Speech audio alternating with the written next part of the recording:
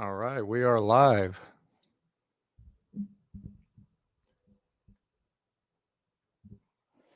So, welcome everybody. This is DSI Podcast. I'm your host and lead paranormal investigator and demonologist and ufologist, Duran Conrad. Welcome in. Give you guys a moment to pop in before I start really diving into what we're going to be getting into tonight. I do want to apologize about the delay.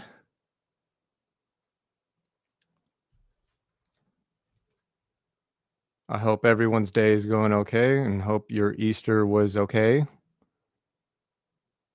How's everyone's spring going so far?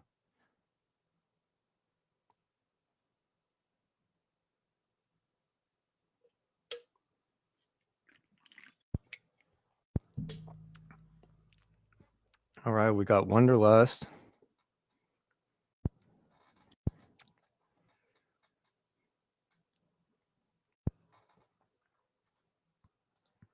All right, so I'm going to dive right in to the topics. So let's go over the topics that will be discussed on this episode.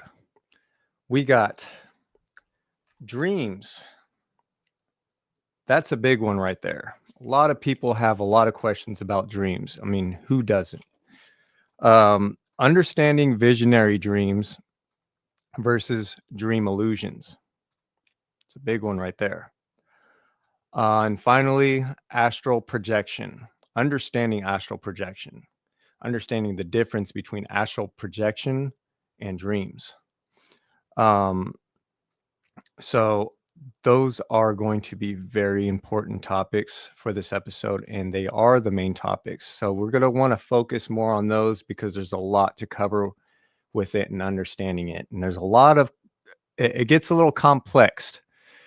It gets a little bit into the quantum physics of it all. We're going to be diving into how the pineal gland activates, the association with the pineal gland, and ball lightning. So this is going to be very interesting. I never really dived deep enough, I feel like, in this subject. It's a subject that I never really had time to really squeeze into most of these episodes. So, and that's the whole purpose of doing these as a whole series. So that way I could squeeze in all these big topics and push as much of the information on those topics on each of these episodes. So, and then afterwards, when we get through these topics, there's going to be a lot of other stuff that I'm sure is going to follow from these topics. And if anybody has any questions, I'll be gladly answer them at the best of my knowledge. Now, I want to say this. I don't claim to be an expert on these subjects, but I am speaking based off knowledge of what I know from my personal experiences, what I've encountered, the information I have intaked, and from whistleblowers and other insiders that also talk about this subject, and other people that are very advanced spiritually that I know in the community that has shared their experiences with these subjects. So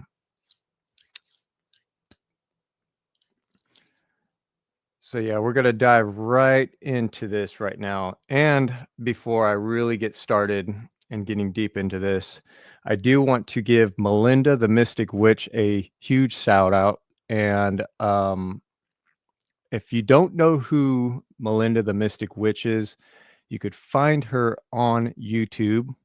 It is Melinda the Mystic Witch. She has an amazing channel, amazing knowledge. She's got a membership level where there's a 2 different tier memberships, and if you upgrade to her Magic Master, which is the second tier, you have access to all of her members' videos, and they are phenomenal.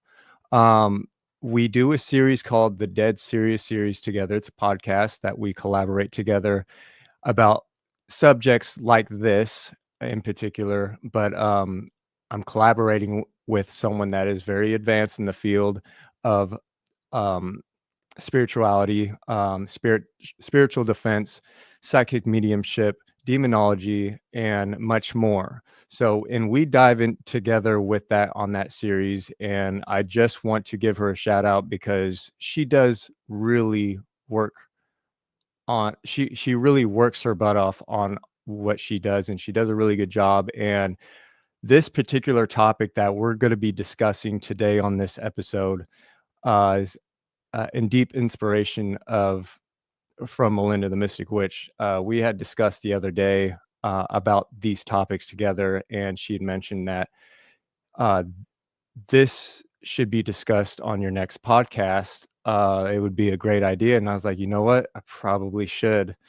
So I really want to give her some credit on that. So, and also shout out for those that have been supporting me all this way and sharing stories, supporting me to get some of that recognition from the community, um, to make it on these podcasts and join the chat. So I really appreciate those individuals. You got our Appalachian Nightmare.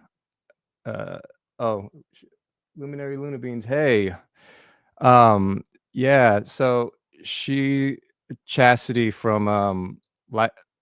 She's from Lights of Midnight podcast. She hosts that amazing podcast. She does the paranormal investigation series, which is Our Appalachian Nightmare. She's got her own merch on there too, by the way. That phenomenal shirts. You should check that out. And we got let's see, Catalina. Yeah, Catalina. She's also a really big supporter. She's been sharing a lot of my stories. She's awesome. She does also. I think she's Moonlight Awakening, if I'm saying that correct. Um, she does tarot and she does readings too, and she's a very unique individual that has abilities of seeing and communicating with very very higher realm beings, and she's really cool. She also sells jewelry too, really phenomenal jewelry. Oh yeah, absolutely. So yeah, there's going to be a lot of stuff that we're going to be going over and on just these topics in general. So I'm going to dive right into it. So buckle up. All right. So we're going to discuss, let's go over dreams, okay? So an example of a dream would be, when you fall into a deep sleep and you start to experience something that seems out of this world or out of the ordinary, and you find yourself in places that are very different, weird, scary, very pleasant. Then you wake up and you sort of absorb a bit of the experience. Or sometimes you just forget it after the first 5 seconds from awakening. And I'm going to explain some of those reasons based on my experience and insider information. So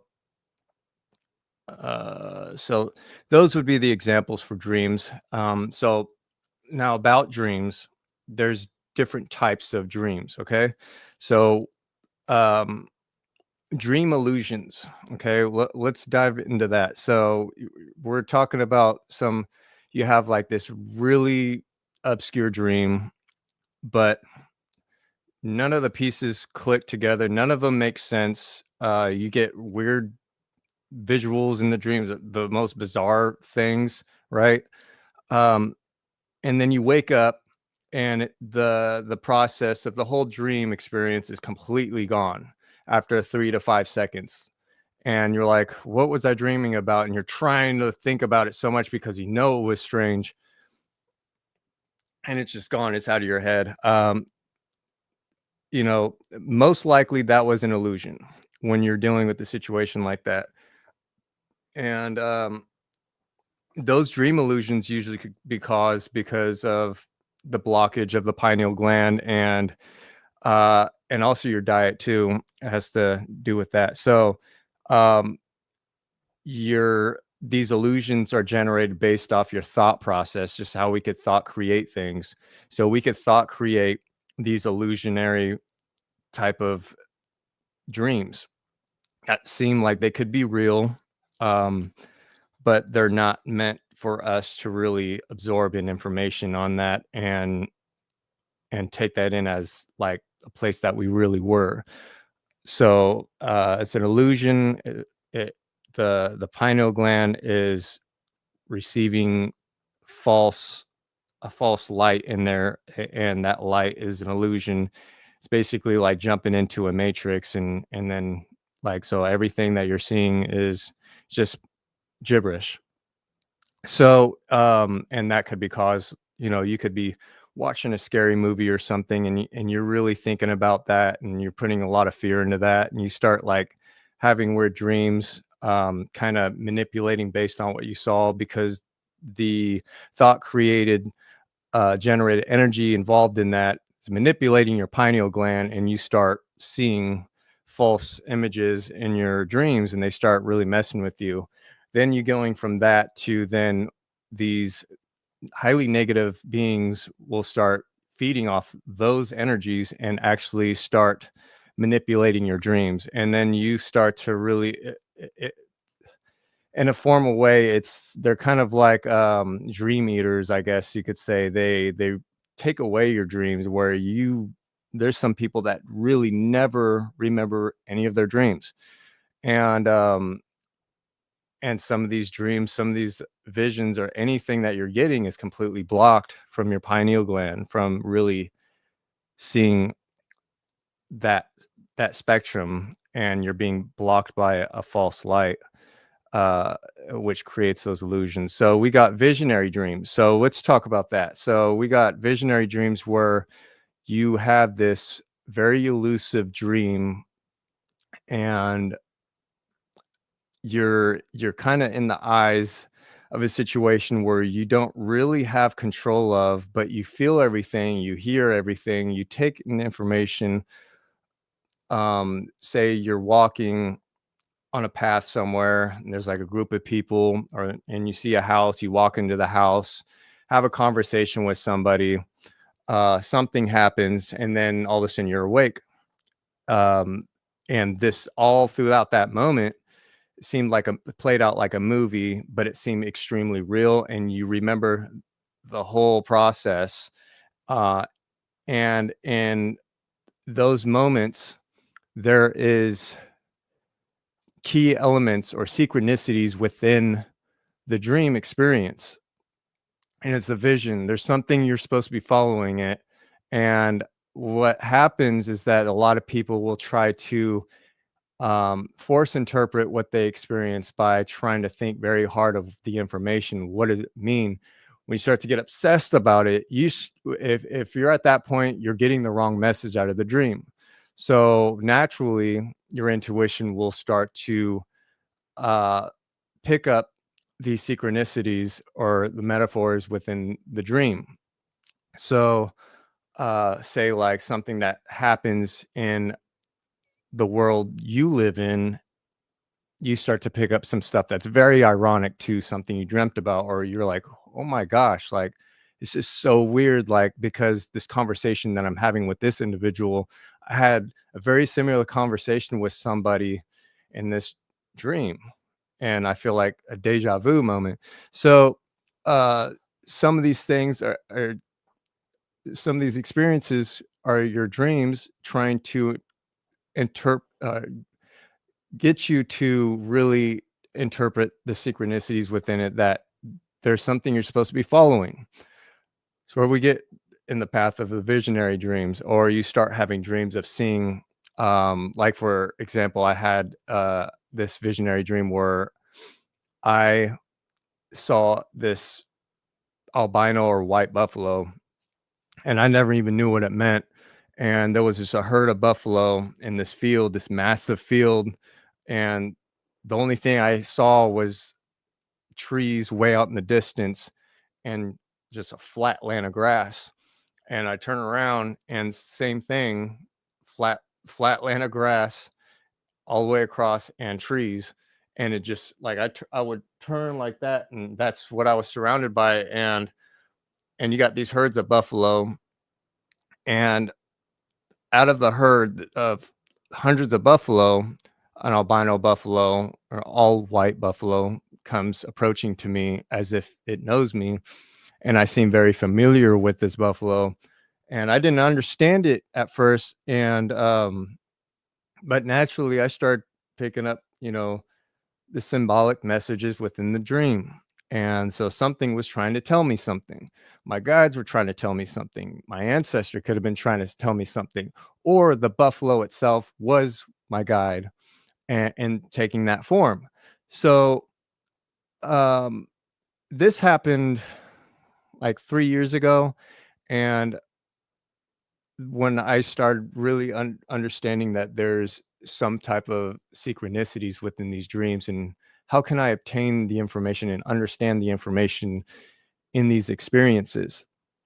So, so that's an example right there. So there are also instances when you're having these visionary dreams, and you're actually stepping in the shoes of your parallel self in another current life in another reality, or past or future. So that would apply to that too. So this could be a past or future life in a parallel reality from our own, or just a past or future life in this reality. When now let me explain how this works, because when I start talking about past and future, that's where I start to get a lot of questions, because people will ask like, so you're saying we're traveling back in time, or we're traveling back in the past in our dreams? And the answers is yes, because how this works is when your pineal gland, so your pineal gland surrounded by water, and this gets activated during your sleep, and then you start having dreams. But when your pineal gland is most active is when you're actually taking care of your third eye, your pineal gland. If you don't have a healthy pineal gland, it becomes very dull, and the crystals within the pineal gland don't really crystallize the way they should, and you start to get illusions. For sure, it's confusing but simple at the same time in a way once understood. Oh yes, absolutely. Um, so so when the pineal gland is active, when you're in this deep sleep, the pineal gland creates what is called ball lightning. Now, I'm not sure how many people are very familiar with ball lightning, but it is a natural phenomenon here on our planet and also throughout the cosmos. So, ball lightning, I've done a lot of research with now, and it's been a really big thing to me now, to really understanding how our dreams work, and how spirits communicate with us, and ETs come in contact with us too, and also uh, dealing with quantum physics like bending time and space. So our pineal glands actually generate this ball lightning. And what happens is we also have this halo that we're not seeing right over each of us. This ball lightning creates this halo over our heads, and that halo is actually a portal. So this ball lightning that our pineal glands are generating is actually generating a portal right over our heads, which looks like a halo, which is interesting because you got those interpreted in Bibles and old artwork, and they got halos over angels. This would make a lot of sense, as this is a place where they traverse from and bending time and space, going from past to future and anywhere they want, multidimensionally. So these multidimensional beings understand how to use this halo or this portal over those individual bodies. So, and and I'm going to get more into ball lightning a little bit more uh, in a moment, but um, when you go through these portals, you could, when you're in these state of the deep state sleep, dreaming, like visionary dreams, or even astral projecting, you do travel backwards and forward in time. So um it's really fascinating, but yeah, you, in these moments, in some visionary dreams, you are seeing in a parallel universe of yourself. So, and some of these, like if you're trying to get somewhere and you set yourself a goal for something, you're seeing the eyes of yourself in another life, in another reality that is non-terrestrial to our own.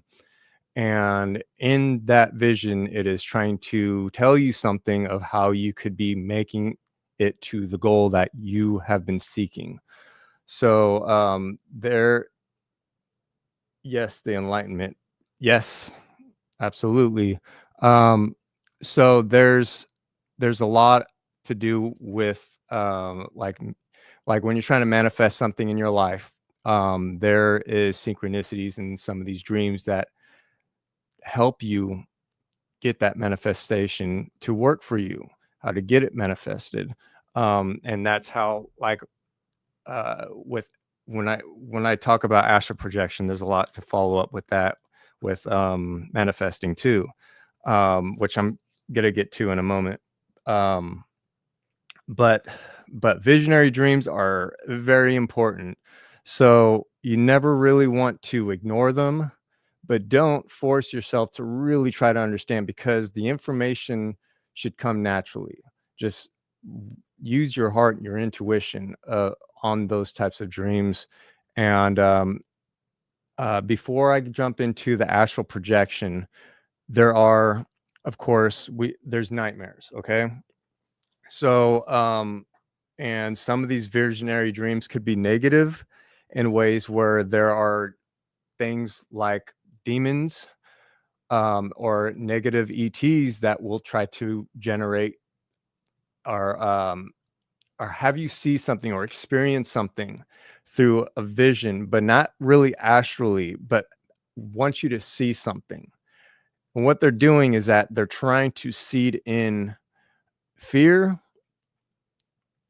And what they're doing is, they're this is a form of vampirism. So where they're actually not, taking your blood, but the energy siphoning. So what they do is see something that has traumatically happened to you, maybe in a past life or future, or in another, just in another life in general, or something that you have gone through in the past, and not really being there astrally, but being in the eyes and having no control over it.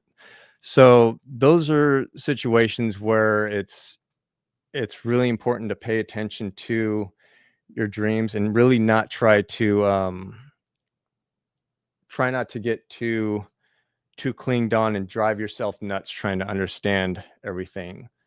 Um, Most of my dreams have been negative. Rarely do I ever have positive dreams, and I always am working to help someone. Yeah, yeah, I think, we all have to admit, we all have, some really horrendous dreams, awful dreams, horrific. Um, yeah, and that could also include with the kind of work you do, Chas, too, as you do a lot of light work for other individuals, and there's a lot of spiritual battling in the midst of that. And so when you go to sleep, you have to deal with the situation. So, and you know, that's exhausting, for sure. Yeah. So I definitely understand that. And I've had those kind of situations myself during investigations where I'll have I'll have some positive experiences, you know, some days after, but usually like the night or a night or two, you know, night or two after an investigation or a day before an investigation, I'll have some really crazy, like weird dream or terrifying dream usually. And it's something that knows uh that I'm going to be coming to the location and checking it out. And like yeah. Mhm. So astral projection. Yeah. Yeah, astral projection. So this is a big one right here. And you know, I really must say that there's a lot of people that do this and they don't even understand that they're doing it. 1 week to one day, it always happens. Mhm. Yeah, man. Yeah, that's tough. You know, taking that one day a week is already enough. And you know, it's always so draining too when you go through those situations and you have to encounter something you really don't feel like dealing with or seeing something you don't want to deal with. It drains you. And that's another thing is sometimes, well, actually, I won't even say sometimes. Every time that I have astral projected, I feel like I did a whole day's worth of work when I wake up. I feel drained sometimes after the trip. Um, but I'm not going to say all the time, but most of the time, yeah. I have so let's dive into astral projection because I already feel like I need to start discussing some examples of astral projection. So let's get into it. So examples for astral projection. Um, well, astral projection, um, this could fall in the line of s- in your sleep. A lot of times this happens during people's sleep. Meditation is a great access way to astral project. And how this works, though, like I was discussing before, is the pineal gland, ball lightning, and halo. Three elements right there. And when people meditate, you're activating that pineal gland at full potential, yeah, at its full force. When that pineal gland is crystallized during the experience, you get very, very good results, like being able to access another space that you do not see in the non-physical plane, and you could see past, future, or the current in other realities, and actually visit these places to have full interaction with everything, touch stuff. And what's interesting is that during astral projection, I've noticed that there's people that are able to obtain information just by sight or touch or taste. Um, and the psychic senses really kick into full gear. So, and I've noticed that one thing that I have been doing when I have been astral projecting is when I touch things, I get the most information out of it if I'm able to touch them.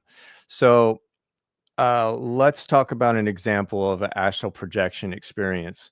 So, a couple weeks ago, I had an astral projection experience that was very elusive, very real, because it was a real place. Um, this experience took me to where I realized I was standing in a just a fully loaded desert. It was just like my feet were dug into this sand, but I was surrounded by a vast desert. And here's where it's really interesting is that this was not an ordinary desert. And I knew immediately because the sand didn't feel like any type of sand that I've felt. Uh, it wasn't really like that fine sand. And I understand that there's different types of sand, like gravelly type sand and stuff like that. And this was more of a really uh, close to fine sand, but it was thick to where like there was like you could really see the individual little tiny grains of pebbles, and they were very ultra smooth, and it felt really good to touch. So my feet were in it and it felt great. Like the sand wasn't hot. It was just like at this perfect temperature. But here's the thing is that the sand was embedded with a bunch of jewels, what looked like crystals, amethysts, sapphires, emeralds, and they were really small gems. And they were just loaded and mixed into this desert sand. Claire Santana, yeah, paranormal community. Absolutely. So in this vast desert, like you could see it kind of sparkling, like so you would turn your head like this and you see each individual gemstone in the sand. That, I mean, it's vast, there's hills and stuff, right? And you see the individual sparkle, almost like if someone sprinkled glitter all over the desert, right? And the temperature, the climate was just right. I could feel the wind. It felt great. I could smell the sand. And when I look up, I could see the sky, and it's a very unusual color because when you see that sunset and you get like the pinks and purples, right? Imagine that solid in the whole sky, not in just one particular area in the sky, but the whole sky being that color. And what's amazing is, and this is my favorite part of the experience, after realizing where I was, that I'm in this desert, the first physical thing besides sand that I've noticed was this giant stone structure, and it would look like limestone, and it stretched almost as far as that I could see. It was very far, like almost like if the Empire State Building was laying flat in the sand, like that's how far it would take to kind of really see the other end of it, right? And there was a slight slopiness to it to where it was almost flat, but if up, not up close, but if at a distance, you could see the noticeable difference on the flatness versus how it sloped. And so it did slope a little bit up, but the very first thing I wanted to do, besides being there at first, feeling the sand on my feet, is I wanted to approach this limestone and I wanted to touch it. And that's the very first thing I wanted to do. Is I knew that I was somewhere else. I knew what was happening. I knew that I was astral projection. I wasn't doing this, that this was an astral projection. And I knew that I had to touch this stone. So I went over to touch it, and oh my gosh, I could feel the little individual ridges and all the like any imperfections within the rock. It was amazing. I just stood there and just touched this stone for a while. And I started noticing that there was like, it felt like there was carvings in it, very smooth carvings. So I levitated myself up a little bit in the experience. And because this rock was a bit high, and I levitated myself up a bit, and I looked over and I'm like, damn, this rock goes really far down. And I see all these crazy symbols on them that look like hieroglyphics. They weren't the type of hieroglyphics that I would normally see in textbooks or in Egypt. They were very similar to like Egyptian hieroglyphics, but they weren't Egyptian hieroglyphics. And or anything that I've seen. at least that of my knowledge that exist on this planet. But they were definitely hieroglyphics, and they were embedded all throughout the stone as far as I could see. But within all these hieroglyphics that were embedded in the stone was a giant hieroglyphic, but it wasn't really a hieroglyphic. It was what do you call it? Like this was a geoglyph in a sense, because this was meant to see from up above. Clearly, because this thing is so big, it's hard to make out what it was if I didn't have ability of levitating. And I'm looking down from up above at this stone, and it's got a human body to the structure of this stone. And I don't remember seeing the head of it because the head was too far, and I wanted to immediately go back down and put my hands on the stone because I felt like I was absorbing information. I wanted to keep getting information. I didn't want to leave the stone, so I brought myself back to where the ground level was so I could feel the stone and feel around and touch the hieroglyphics. And what I noticed is I turned my head and I saw a bank of water not that far off from this stone. And what's crazy is I was able to hear this little stream of water and this little bank of water. And this is crazy because this is a vast desert, like where you can't see anything else but desert out in the distance. And I get this bank of water that I've noticed that's kind of trailing around this big limestone. And what's interesting is I thought to myself, I need to touch this water. So I moved myself away from the limestone and I go over to this bank of water, so I stuck my foot in it, and the bank of water was about ankle deep on my feet. The water felt really, really great, like almost like it was healing. Now, here's what's interesting is I want to reach down in this water and just feel what's at the bottom of this water. So I remember touching the water and reaching down, and I grabbed a handful of the sand that was at the bottom of this water.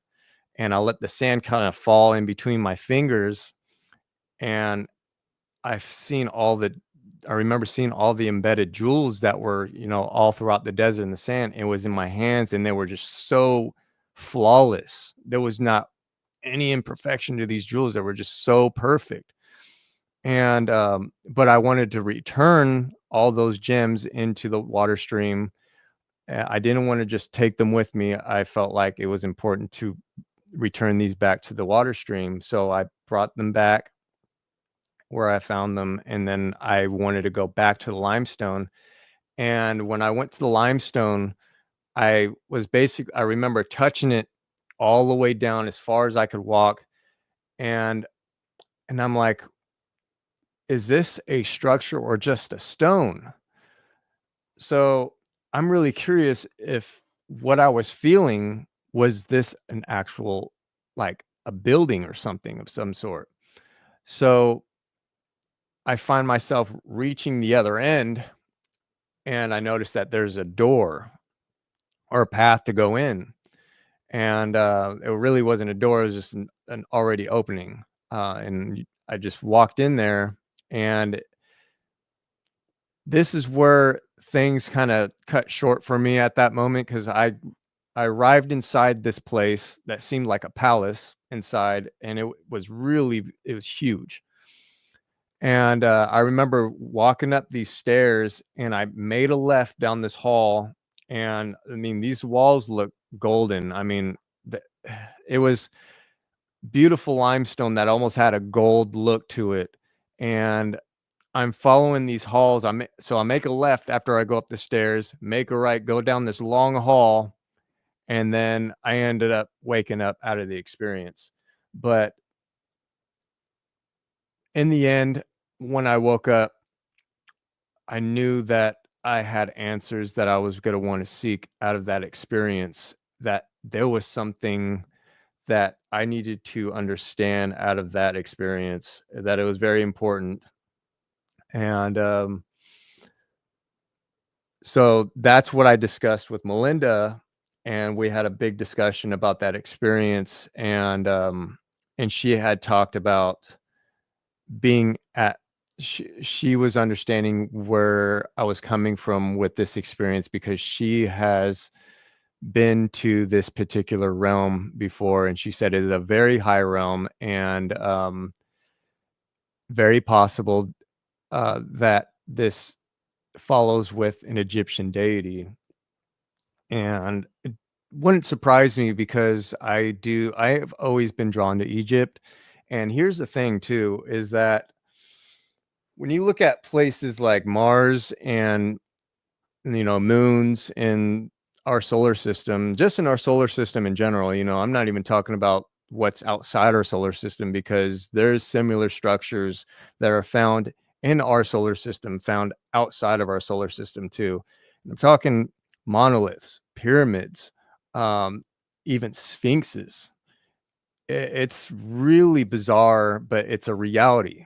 And look at the structures, the ancient structures around our world, and they're very strikingly similar. If you look at Mesoamerica, you look at Angkor Wat in Asia, Egypt, they all have very similar pyramid-like structures, monoliths, and so on and so on. And it's where does this all come from? And we that's when you get into the discussion of ancient builder races. And who were these ancient builders? That's a huge question. And then you got more secrets within the pyramids of Giza coming to surface. We got 2 kilometer deep tunnels underneath the pyramids of Giza that just magically got discovered with technology that we now have, where they could search things underground, with this thermal geo detection type X-ray type thing, but it detects things by heat levels and stuff like that. It's kind of like a heat vision, I guess. But they detected these, and you could see them. Like, it's something I can't even make up. It's already in mainstream. There's these structures, these tunnels that go all the way down below the pyramids of Giza, are like 4 or 5 times a bit larger than the pyramids themselves. So we're talking 2 kilometer. How big is 2 kilometers? We're talking Empire State Building is 2 kilometers. So you're looking at an Empire State Building length of tunnels underneath the pyramids of Giza. So that, opens up many more questions, so it's these structures are so smooth and intelligently built, far more advanced than anything we could understand. And it's really clear that the pyramids were not built by human beings. Um, so and predating how old the pyramids of Giza are, much more vast than what's said in mainstream textbooks. Whether if you want to believe it or not, it doesn't follow up to be 4,500 years. We're talking 10 or maybe even 15, 20,000 BC, as far as age of these. Insiders are coming out now, blowing a whistle, talking about an ancient city underneath the pyramids of Giza. And those ruins that are under there are said to be the ruins of Atlantis. So this would make a whole lot of sense now, where Atlantis, being underneath the pyramids of Giza. So it's there's a lot more information too. Yeah, it's crazy. Um, so anyways, we locations like the pyramids of Giza, and then you got other very iconic structures across the world, and all of these places are perfectly aligned in areas where there's this phenomenon called ball lightning that occurs, and they kind of bubble up from our Earth. And these ball lightnings aren't things that you really want to interact yourself and physically touch. You touch one of these and you're gone. You are going to leave this reality and not be able to return to your own. What happens is you touch one of these ball lightnings and people end up just disappearing. It's talked about in old medieval texts, and um, it's really interesting. There, I've seen some art of people attempting to step on a ball lightning, which looks like an orb, and it's interesting because they talk about these ball lightnings that have like electricity running through them, and they're like orbs, spirit orbs, and the ball lightning is actually used and can be detected in the infrared space, the invisible space, where infrared cameras will actually be able to pick them up if not detected in physical the physical light spectrum. So uh, these anomalies that appear, and of course, not all of these spheres are going to be ball lightning. There are spirit orbs and biological devices that are used to observe by extraterrestrials. um, there's different colors and different meanings of the energies associated with the observation of what you're seeing. But these ball lightnings, I've seen these before, and I've seen them in different colors. They don't always appear in just a white or a blue. They have different energy signatures within those ball lightning. Um, so when someone tries to touch one of these, what happens? So uh, time and space bends. When you touch this, you actually become inside out and then put back in. It's a geometrical cube that kind of goes in and comes out and comes back together, and it's a it's something that happens to us when we bend the space and time in time travel. There's this weird phenomenon that has been cited in, and this goes way back. For example, and I'm using this as an example, is that they have found frogs, living frogs, in rock that they've broken up, that was millions of years old of rock, and they would break these stones open, and a live frog would be inside the rock, and they would find these many times in 100 different reports of it, like in the distant past. And it's these types of these animals uh, running into these different, maybe hitting a ball lightning and warping themselves into another part of the planet, and places or physics wouldn't really defy an explanation. There's also situations where, or in that situation, I want to back up to the frog thing. Is how would a frog still be alive inside a rock for that long, or even breathe or eat? The thing about amphibians is that they're capable of uh, basically resurrecting. They could dry up, they could freeze, and they could basically come right back. They have this ability of basically putting their organs to sleep. And so this would explain how they're still alive inside this rock. But it's really fascinating. But the ball lightning makes a lot of sense too, with poltergeist activity, spirit communication, that these anomalies that are coming about in our realities, um, or in the invisible spectrum, that spirits could use these anomalies to speak through them. Um, if they don't get enough of these ball lightnings, the communication barrier is really tough. So, unless you're a really strong intuitive person that really picks up this stuff clairaudiently or clairvoyantly and clairsentiently, and other abilities.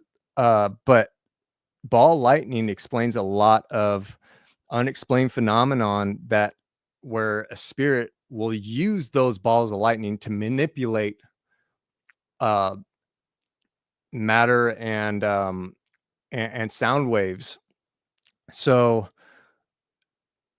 in situations where also people have mysteriously disappeared from, like, whole planes of people disappearing, this would also explain situations like Bermuda Triangle, where this area is a very hot spot for ball lightning, where these ball lightnings just bubble up from the earth.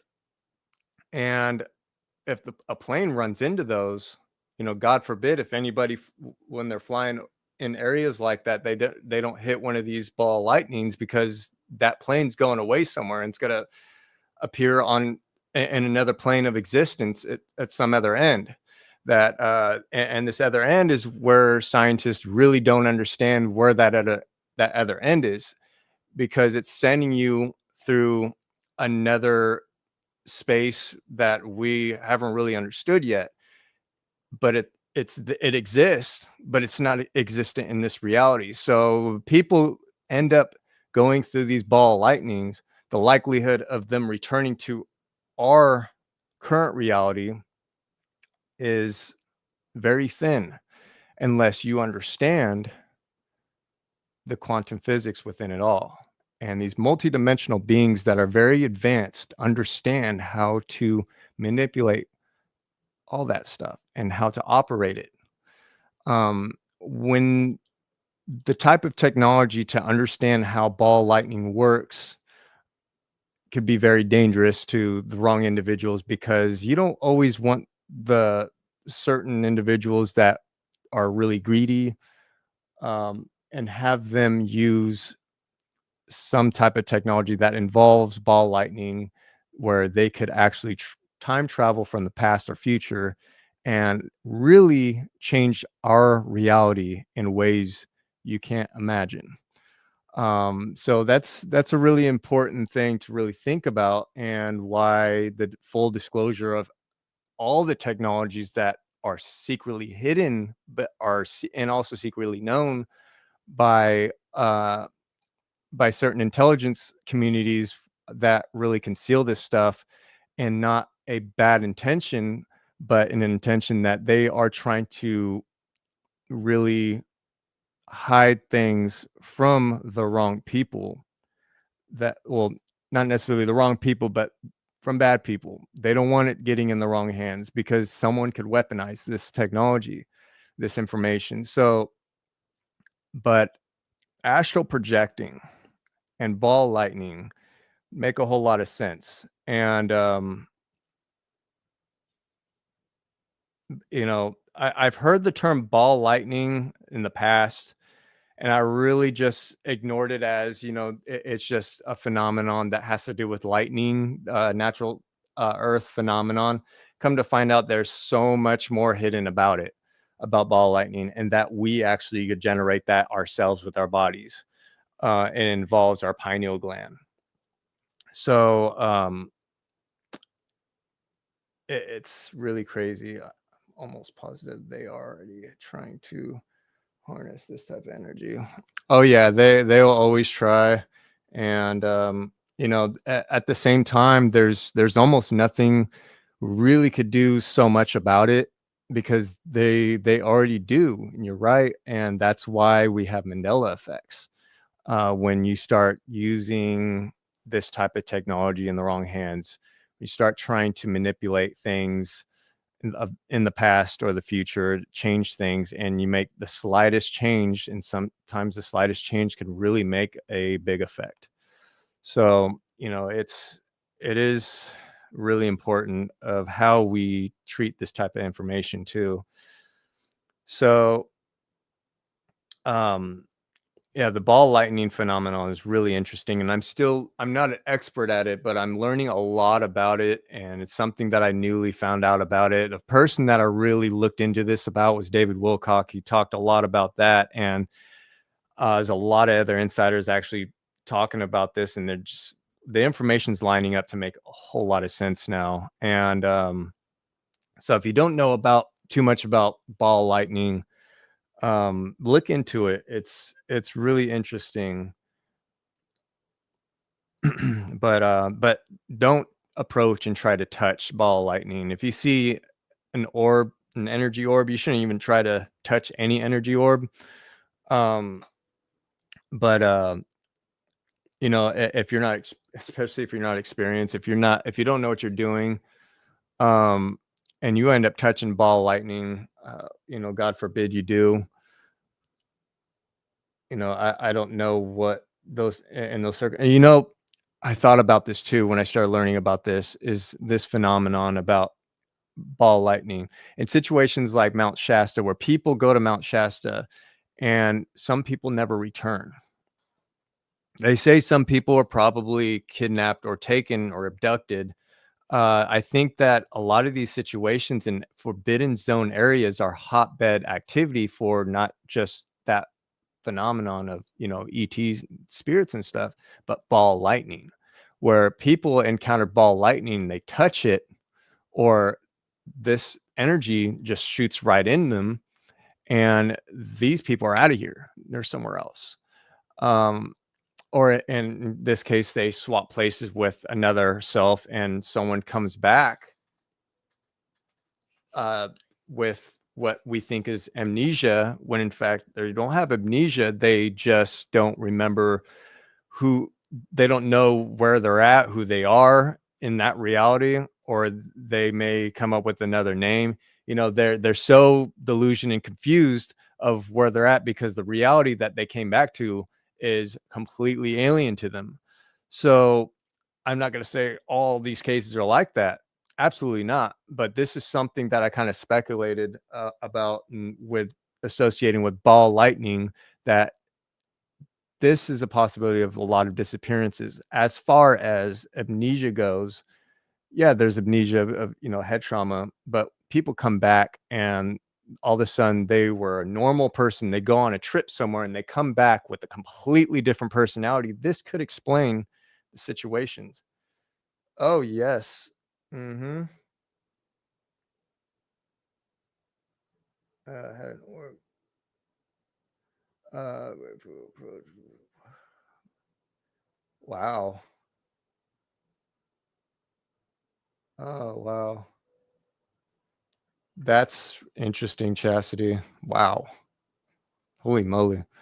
Um, yeah, so, you know, the whole phenomenon with that is really interesting. So something that I wanted to discuss about, that I thought was pretty cool.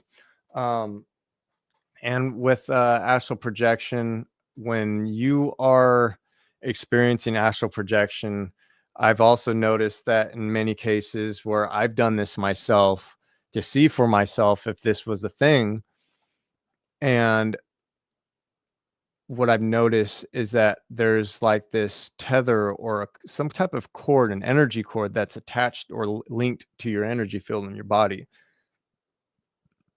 And I've done this where, in an experience where I'm walking up these stairs and I'm like, okay, this is not the reality that I'm familiar with. I'm astral projecting right now. And I'm like, you know what? Since I'm having this experience right now, I want to turn around and see if there's a cord behind me, an energy cord. Sure enough, I turn around and there it is. And I've had situations where I noticed that. It's it's pretty cool. Um, but and you know, with us creating or generating our own portals, astral projecting is, it can be dangerous. Yeah, silver. Yep, chess. Definitely, it had a absolute silver look. Um, that's the best color to describe it. A silver cord. Um, you know, eh, I want to also talk about this too. Is a lot of people don't understand when they're astral projecting and have been doing it for years. And same thing with myself. When I was a child, I've had a lot of experiences that I took as just dreams, just normal dreams, or nightmares, and didn't realize that I've astral projected so many times in my life and didn't even know it. Because if you don't know anything about it, if you don't do the research, you don't do the studies, um, you'll never know, and it does get confusing. It's a lot of information. And I do want to apologize if I am going too fast, but there's a lot of details to this that I do want to try to squeeze in here. And if you want to look back, you could always rewind back, and you might have to do that. I've never seen mine, but that's cool. That's the earth cord. Ah, yeah. So, uh, I've done that a couple times in experiences where I had to see to make sure that this is actual projection. I mean, usually I don't have to. I just proceed through the experience. But there was a couple occasions where I wanted to see that cord myself, and it's not really self-doubt. It was just I've heard about this cord, and it'd be really interesting to just turn around and see it. And the times that I've seen it is when I turn around and I end up sure enough seeing it. It's really cool. Okay, well that's good. Um, Astral projection. Going back to it, um, I have many personal experiences, and I don't want to sound like a broken record because I know I brought up a lot of experiences, and um, you know, the experience I just talked about being that vast desert space with the embedded jewels was my most recent experience, and I feel like was a prime example of an astral projection. There were other instances where I was in another place that, or here's this. This is something that I need to talk about. In that astral projection experience that I was just discussing with the large limestone in the desert, that was the first time in a long time I was able to see vastly through the distance. Usually it's very dim lit and I could only see so far, or there's just an emptiness of just fog in the distance at a certain pace. And but usually, and when I'm in the astral space, rather than a place like this, when I'm in this fourth dimensional space where spirits, ghosts, and demons will roam around, um, and I get drug into these experiences, I only see this dim glow based on the light surrounding my energy field. So this light is not being emitted by fluorescent lights or LEDs. It's emitting off the energy field surrounding me as an individual.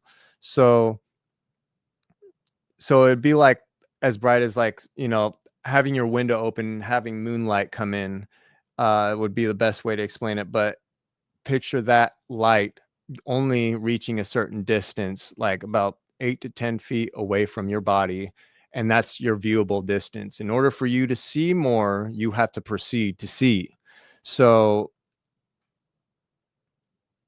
yeah, that experience was interesting because, and in experiences like that where I feel like I could see a lot more, there's more clarity in these experiences of a more distance, and it's more bright. Like this desert, there was so much life, so much color. Everything just felt so alive, rather than in the astral realm of this, this lower fourth density that I'll get drug into sometimes by either encountering a spirit, or maybe even a human spirit. Maybe he's trying to tell me something that's earthbound. Um, or if I've had moments where I've got out of bed and I turn around and I'm asleep. I could see myself asleep in the bed, and I just proceed out my door, and things are a little bit parallel from where they're normally placed, but most of physical objects aren't really there, or if any. Um, but the structure of where I live is existent, just not the material items. And at least most of them. But the light is only, at a certain length, a certain distance. So it's really interesting, but that most recent experience that I went through felt like it felt different. and I know I was in a higher realm at the moment, and it's a type of level that I rarely get an opportunity to see. And I definitely take it as a privilege to be able to see and experience this, to actually be there. But absolutely, this place was a very high realm, no doubt. Um, so so we got astral projection. Um, we have all the topics pretty much covered. So what I do have tonight, I do want to bring some attention on Pam in the back here. You know what? Let's go green. Go green tonight. Um, so I want to see if there's anything that Pam does want to say tonight. I feel like I didn't really get a chance to do that the last time I did this solo. I gotten some pretty interesting captures by myself last time I did this live, when I was talking about the ET subject, but it wasn't like the first experience I did solo.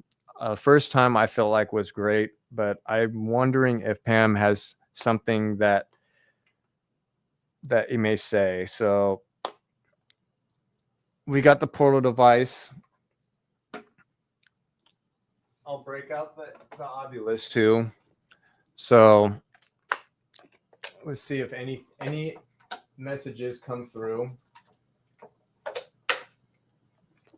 So I'll start with the Ovilus before anything.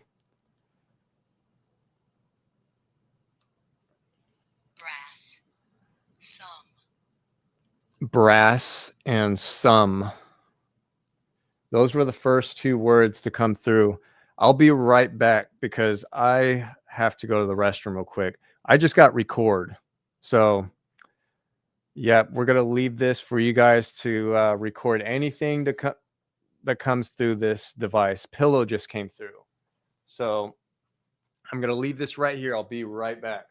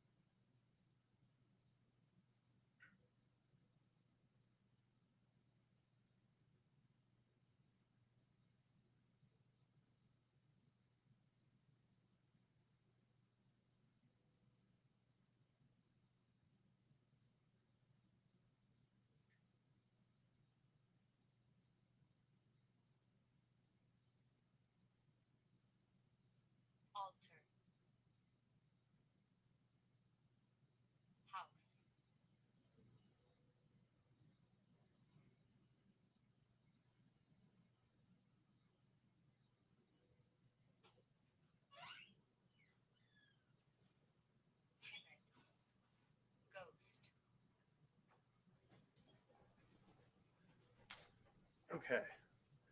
Wow. House timid ghost, huh? We got a timid ghost, or let's see. Yeah. Oh, mama choose or shoes. I would have to look back. Altar, house, ghost. Interesting. Altar came up, huh? Well, altar could be signifying, kind of metaphorically saying, display. I got 3 objects on display, the others on display, but particular ones in glass cases. Moan, word, and dirty. Um, so Pam, if you want to say something using this Ovilus, I know you're pretty familiar with this, so feel free to speak. Give us some messages. Tiled. Oh, Chastity, let me look back real quick for you to see if it said shoes. It did say shoes. It said mama shoes. Muddy. Interesting. Very interesting. Before my laptop dies, let me get that plugged in. That battery went through pretty quick because I fully charged it and it's already dying. That's pretty crazy. But it doesn't surprise me. Muddy though, huh? What do you mean by muddy? Who's coming through?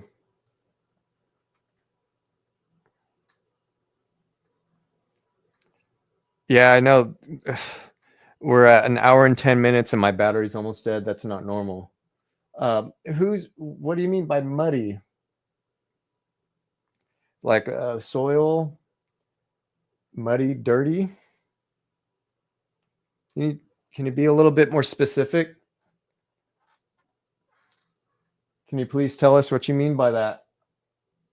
Spirit, if you would like to talk, you could use this device. Pam, can you tell me what that means? All right, so so I'm going to dig through here real quick and I'm going to see what else we could work with here because I feel like there might be an interaction with one of these devices here that we might catch something maybe moving around here because I'm feeling a little dizzy right now. So I doubt that would even catch this. Yeah, we wouldn't even see the colors on that.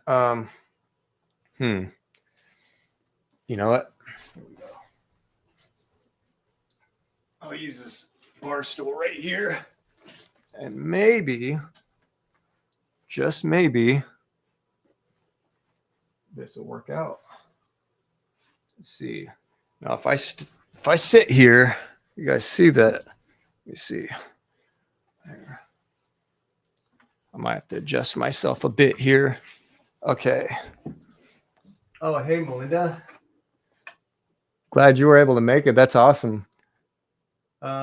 I feel like you have a visitor that came in because they know when you. Oh, right. That's probably why I was feeling dizzy. Oh man. So, all right, let's see what's going on here. All right, so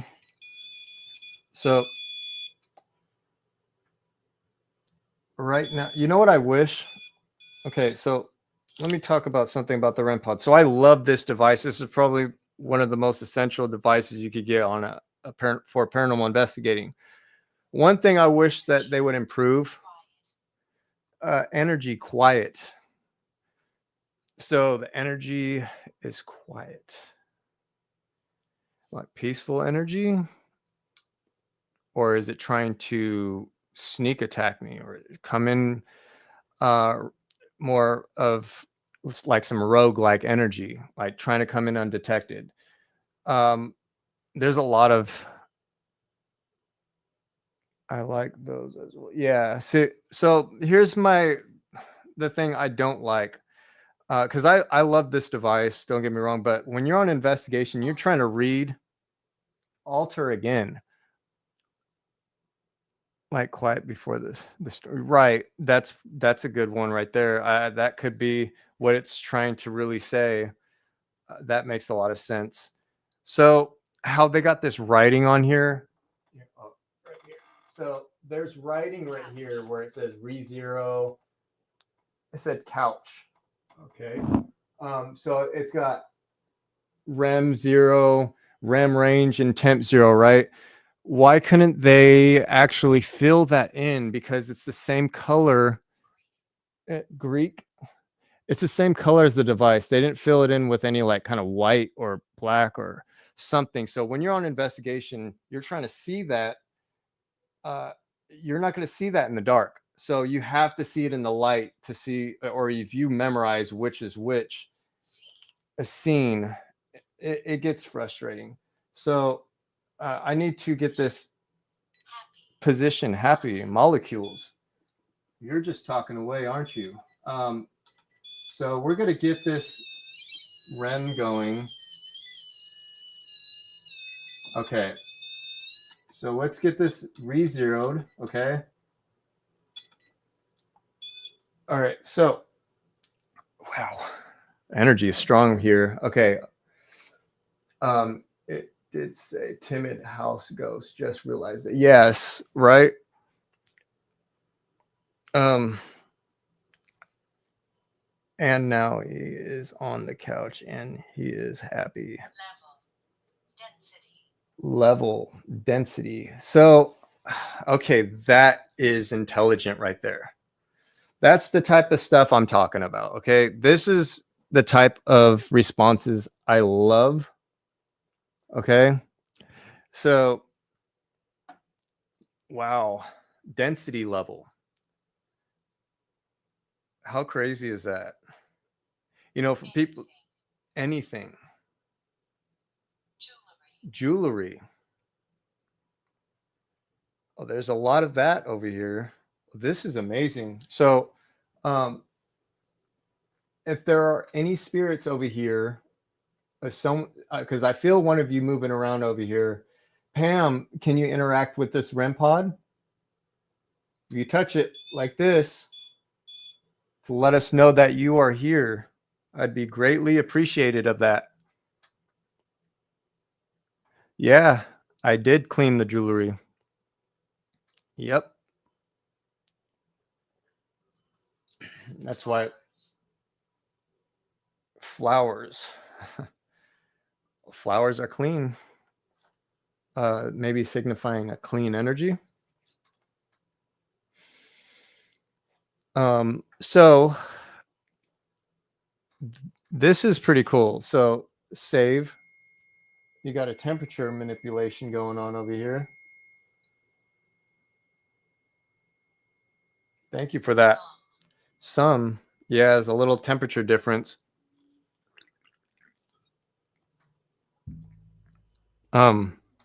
So let's see here. Complete. Is that what it said? Complete. Okay. Cards. Well, I have tarot cards over here. Are you by there? Cards could be also a metaphor for something else. Let's see. Oh, that's a different tone right there. So that's, yeah, you hear that? So that's intelligent right there. Hi, Edna. Thank you for joining. So that right there is important because that's different tones. If you notice that that was a different pitch than the first time. So it's literally changing the elevations of temperature and humidity levels.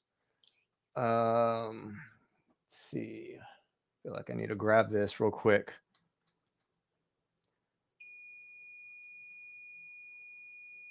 See? So amazing. It's another tone right there. So the tone is getting higher, right? So that means the temperature is rising. The AC is not on right now. This is crazy. So field, the energy field, right? House. Here we go. If you're just now joining in, Moan, feel free to watch this video later on because I talk all about the main topics on this, on dreams, dreams, dream illusions, visionary dreams, astral projection, and I get in real depth on that. So yeah, tune into that later on when you get a chance. You don't want to miss the information.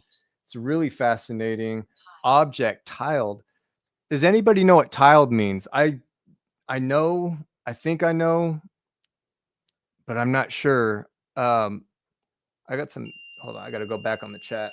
Oh, there's a low tone right there. Temperature decrease. Tiled object. Word. It's wanting me to focus on a word, and I wonder if it's tiled because it's the second time I've heard that. I'm gonna look that up real quick. So let's see, tiled, huh? I know this, and I know when I'm gonna look it up, I'm gonna feel dumb, but so I've had to look this up before in the past. Tiled, right here. Let's see. No, not tiled park. Okay, so it says an accent placed. Oh wait, hold on. So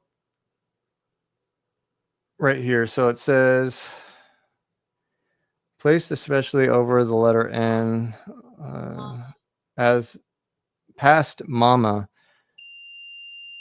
a mark. So a mark. So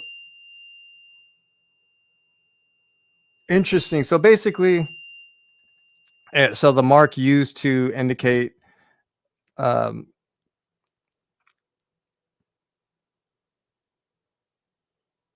wow.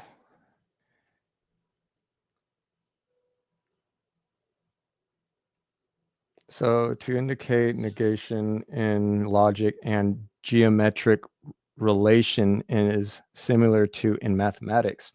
And what were we talking about earlier? That's pretty interesting.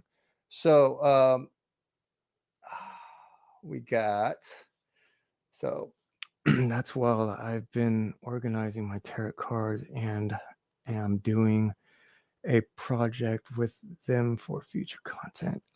Yeah, that's fascinating, Melinda. Um, there is temperature increase. Interesting. Think that Pam can 100% look into what we are saying. Exactly. That's the intelligence that I'm talking about. It's just so here's the thing is, with haunted objects that have residual energy surrounding them, and then you got intelligence, and this object is just full of intelligence.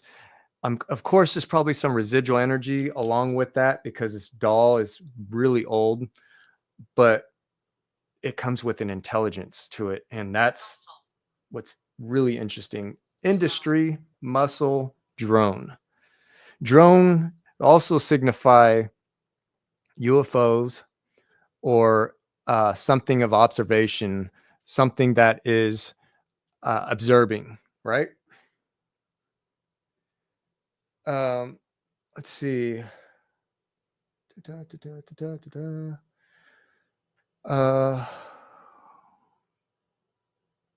Yes.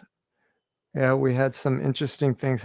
Yeah, Chastity, there's so much stuff. I feel like that's going to be broken down. I got to have like 4 different highlights for that live we did together. That last one we did together was pretty interesting. There's so much to it. I have not even finished. I feel like even touching what's all in there. There's so much in there that I'm trying to put things together because the whole fucking live is just all over the place with communication because things were coming in from your end, from my end. It was really interesting. And I actually had a lot of dizzy moments too. You hear that high pitch? I think yes. So that right there, what you just heard was a temperature increase. It's really interesting. Pam, Spirit, can you please give me some recognition here with this device? Can you interact with one of these devices? Would you like to touch this REM pod? Because I know you've done this many times before in the past for me, and I really appreciate that. But can you do that, or is there a loss of energy? Oh, you know what? Let me get the EM pump. The EM pump will be a lot of help. So I actually should have had that out a long time ago. Here. Okay, so got the EM pump. Okay, right here at the EM pump. I'm going to be using this. I don't want to have it too close because it could interfere with the light in that case. So I'm just going to put it up here for access for this, for any spirit that wants to come through, speak, use that energy and interact with some of these devices right here. Be greatly appreciated. You know, what we were talking about earlier, I want to summarize real quick because, you know, the subject is so fascinating because some of this intel is actually new intel that I've gotten into. That's a temperature increase. And the temperature increase could be caused by humidity changes. So I do want to signify that. My hand's a little clammy, and which definitely is indicating that something's definitely trying to interact with me. So I've been feeling dizzy off and on. So ball lightning is one of the most fascinating new intel that I got into, and how that works with our pineal gland, that we actually can use this ball lightning that we manifest, that we use using our pineal gland. Okay. So, and using this to generate portals that are right above our head, and we call that a halo. That's where you get that in depictions of many paintings that I was talking about in the past.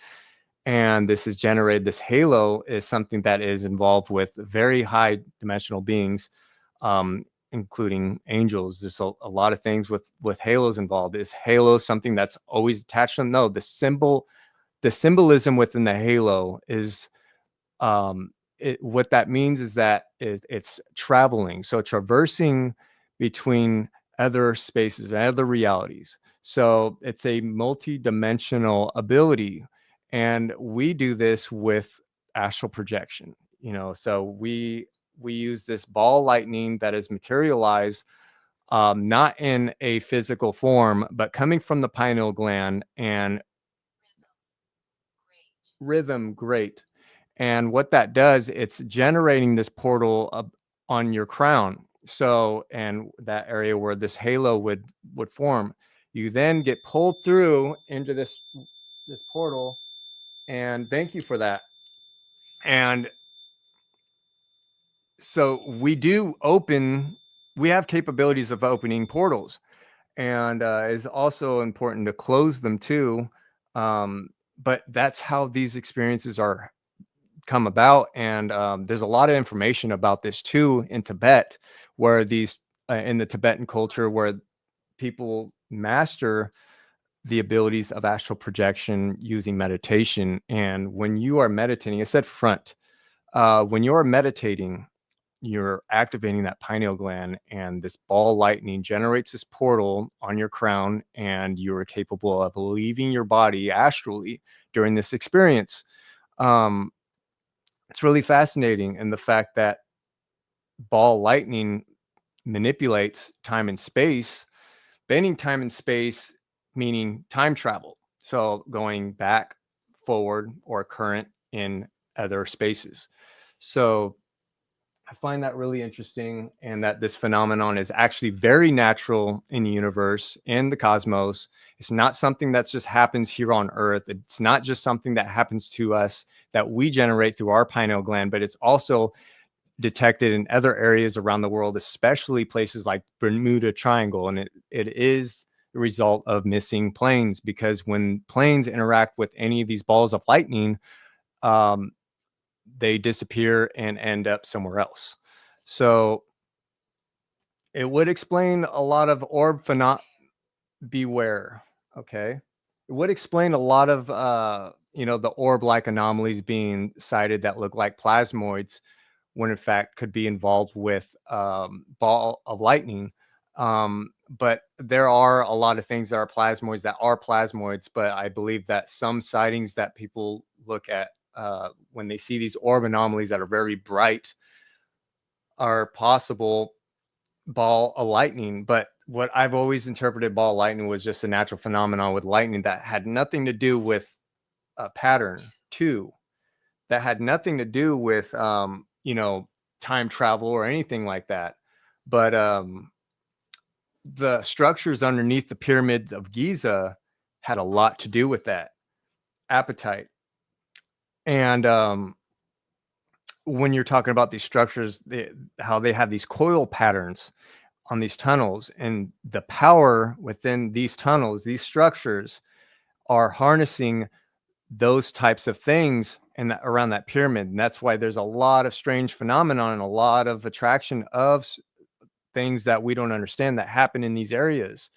So and you got like the King's Chamber, where they say in depiction in the Egyptian culture how people experience ascension in that process is actually where Jesus Christ actually gone through a trial of ascension and actually passed the trial of ascension and meeting the galactic mind and becoming one with the collective consciousness,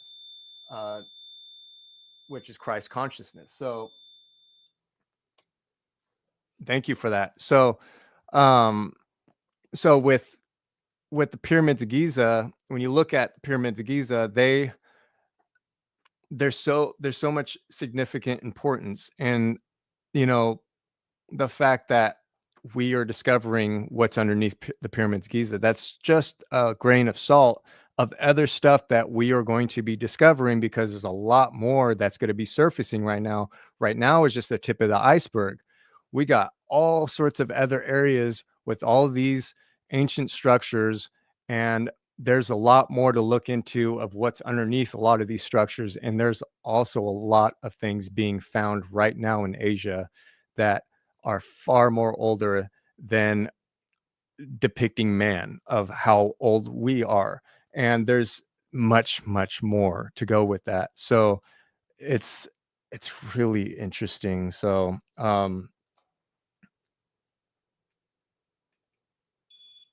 if you like to interact with this device, all you got to do is this.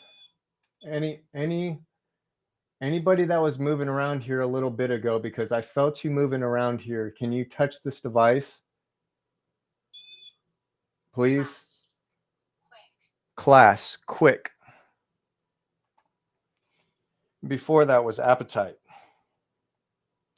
If you need energy, there is an electromagnetic energy being Oramus, storm. Oramus. That EM pump is for you to use for energy to help you manifest. If you need some assistance for manifestation, you could use this device. It'll help you communicate. Would you like to say something? Okay, so what I want to try to do right now is we're going to use this. Okay. I'm gonna actually turn this light off and see if we could work with a lower light. I don't know if that's gonna be probably too dark. Yeah, that's way too dark. So let me just turn on the light just a little bit. So I want to dim this light just a tad. Okay. Just for this moment, because it's pretty dim for me. But I want to dim the light a little bit, because when you dim the light, your dim lighting also helps you detect things. It may seem opposite to most people, but in this situation, you're changing the light spectrum. Okay. So when you have a calmer light, you have an easier chance of seeing in the invisible spectrum. Just said portal. How amazing is that? Right now would be a good time.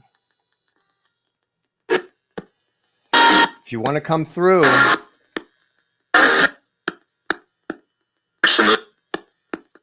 You want to speak?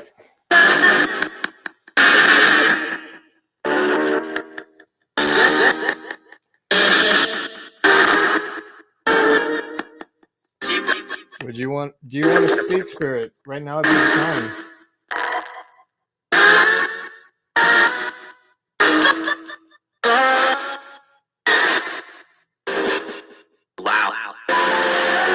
Wow.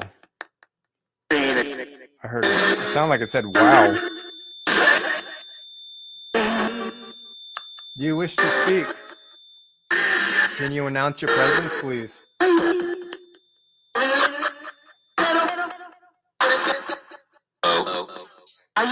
Help? Counter? Sight?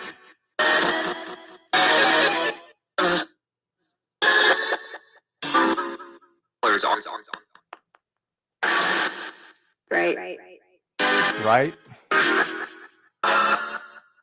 How many of you are there here? Who is moving behind me?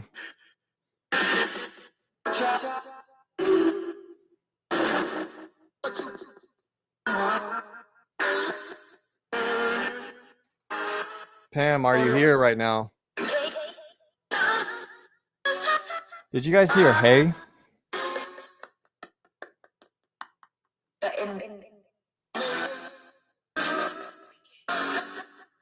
Wicked.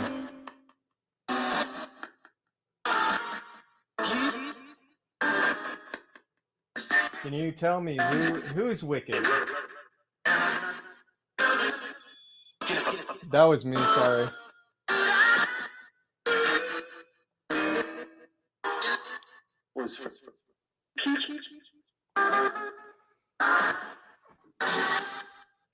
Can you speak through this speaker, please? Ripple? Did you guys hear that? Ripple.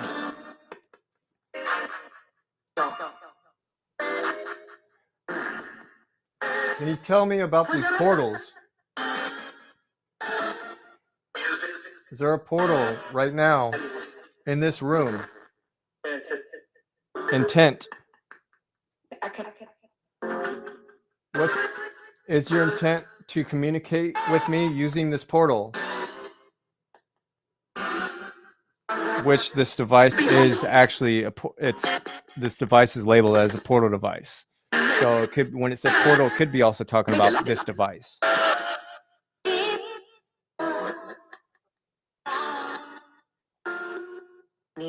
Oh, I got paused on the chat. I'm sorry if I haven't been responding to anybody. It should be. Oh yeah, I didn't even think about that. I gotta. Oh wait, I'm way behind over here. I wondered the chat wasn't moving. We can also create these balls of energy. Oh yes. I've used that method, Chastity, myself, about using my hands. It's really fascinating. Yes.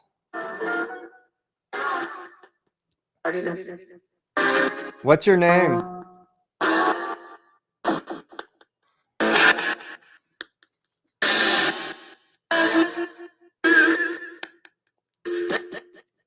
Can you tell us your name, Spirit?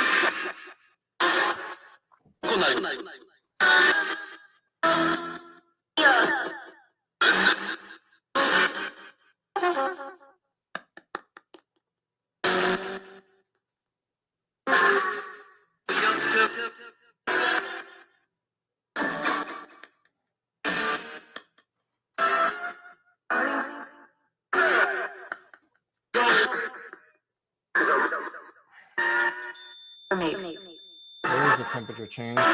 Okay. Nervous? You guys hear that? I'm ready for a sec. Ah, you're ready for a sec. Your stomach was growling.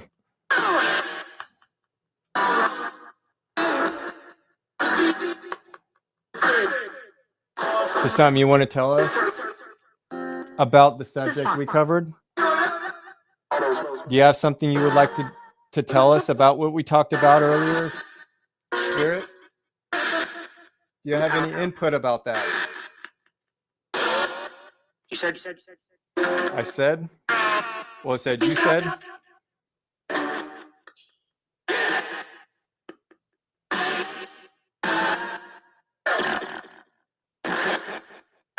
Flips pretzel.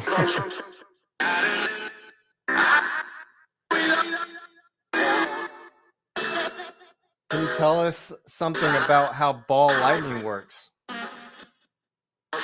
Have you been using ball lightning to communicate?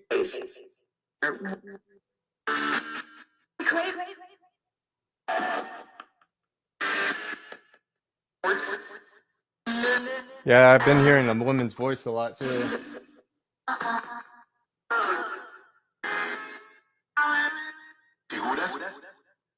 Oh wow, I gotta review that.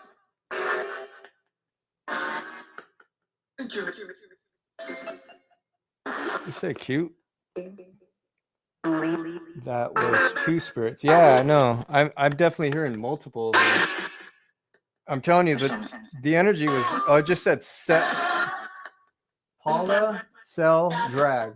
I don't know what any of that means. Well, I know what they mean, but I don't know what it means. Like, what does that mean? What are you trying to say? I heard hi. Well, hello. You need help. So every time I hear something say I need help, just gotta be careful how to discern that in these objects. I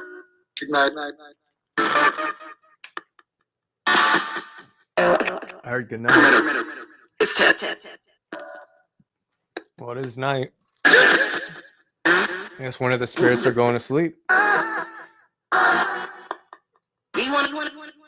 So I'm gonna turn this off real quick. So good night would be interesting. If that's what it said, I'm pretty sure that's what it said. But and Kim, I've gotten that name a lot. So with it saying good night, it could be saying I'm done communicating because I don't have enough energy. So it is exhausting for the spirit as well to try to come through. But that's just one spirit after the next. I'm not going to say that's all one spirit because I heard multiple.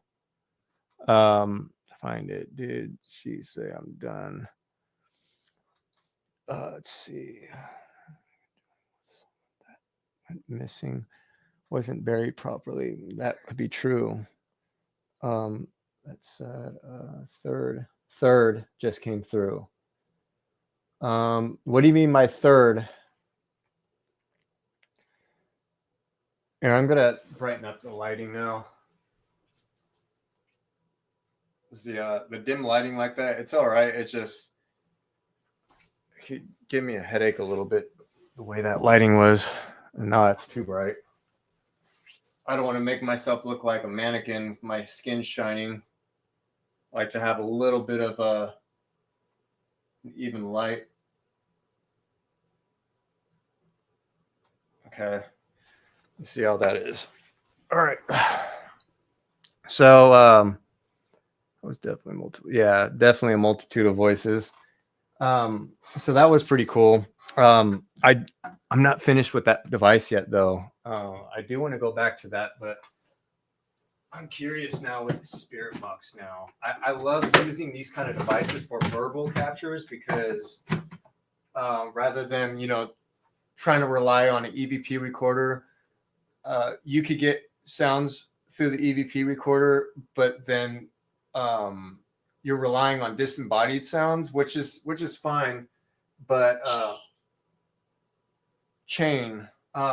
But if we could right now in real time capture the verbal captures during a live, that's important because that's the whole purpose of the captures being live. So everybody could go back and listen to it happening in the now. So that's the reason why I like doing the Spirit Boxes rather than EVP, because you know, you can't, there's no way of, I love to do that for people that are more of the skeptic side, because people really want that proof. And, I can't really get upset about that, because you got to understand, from someone's being in the shoes of an individual that does not experience this type of stuff is very alien to them. And so if they don't understand it, they're not going to believe it. So sometimes it's good to have that evidence to back you up on, because it's important. So I like to do things that way. Sense. So third chain, sense. Well, there's multiple chains. I have two chains right here. There's a chain right there around the knob, right there. Sense.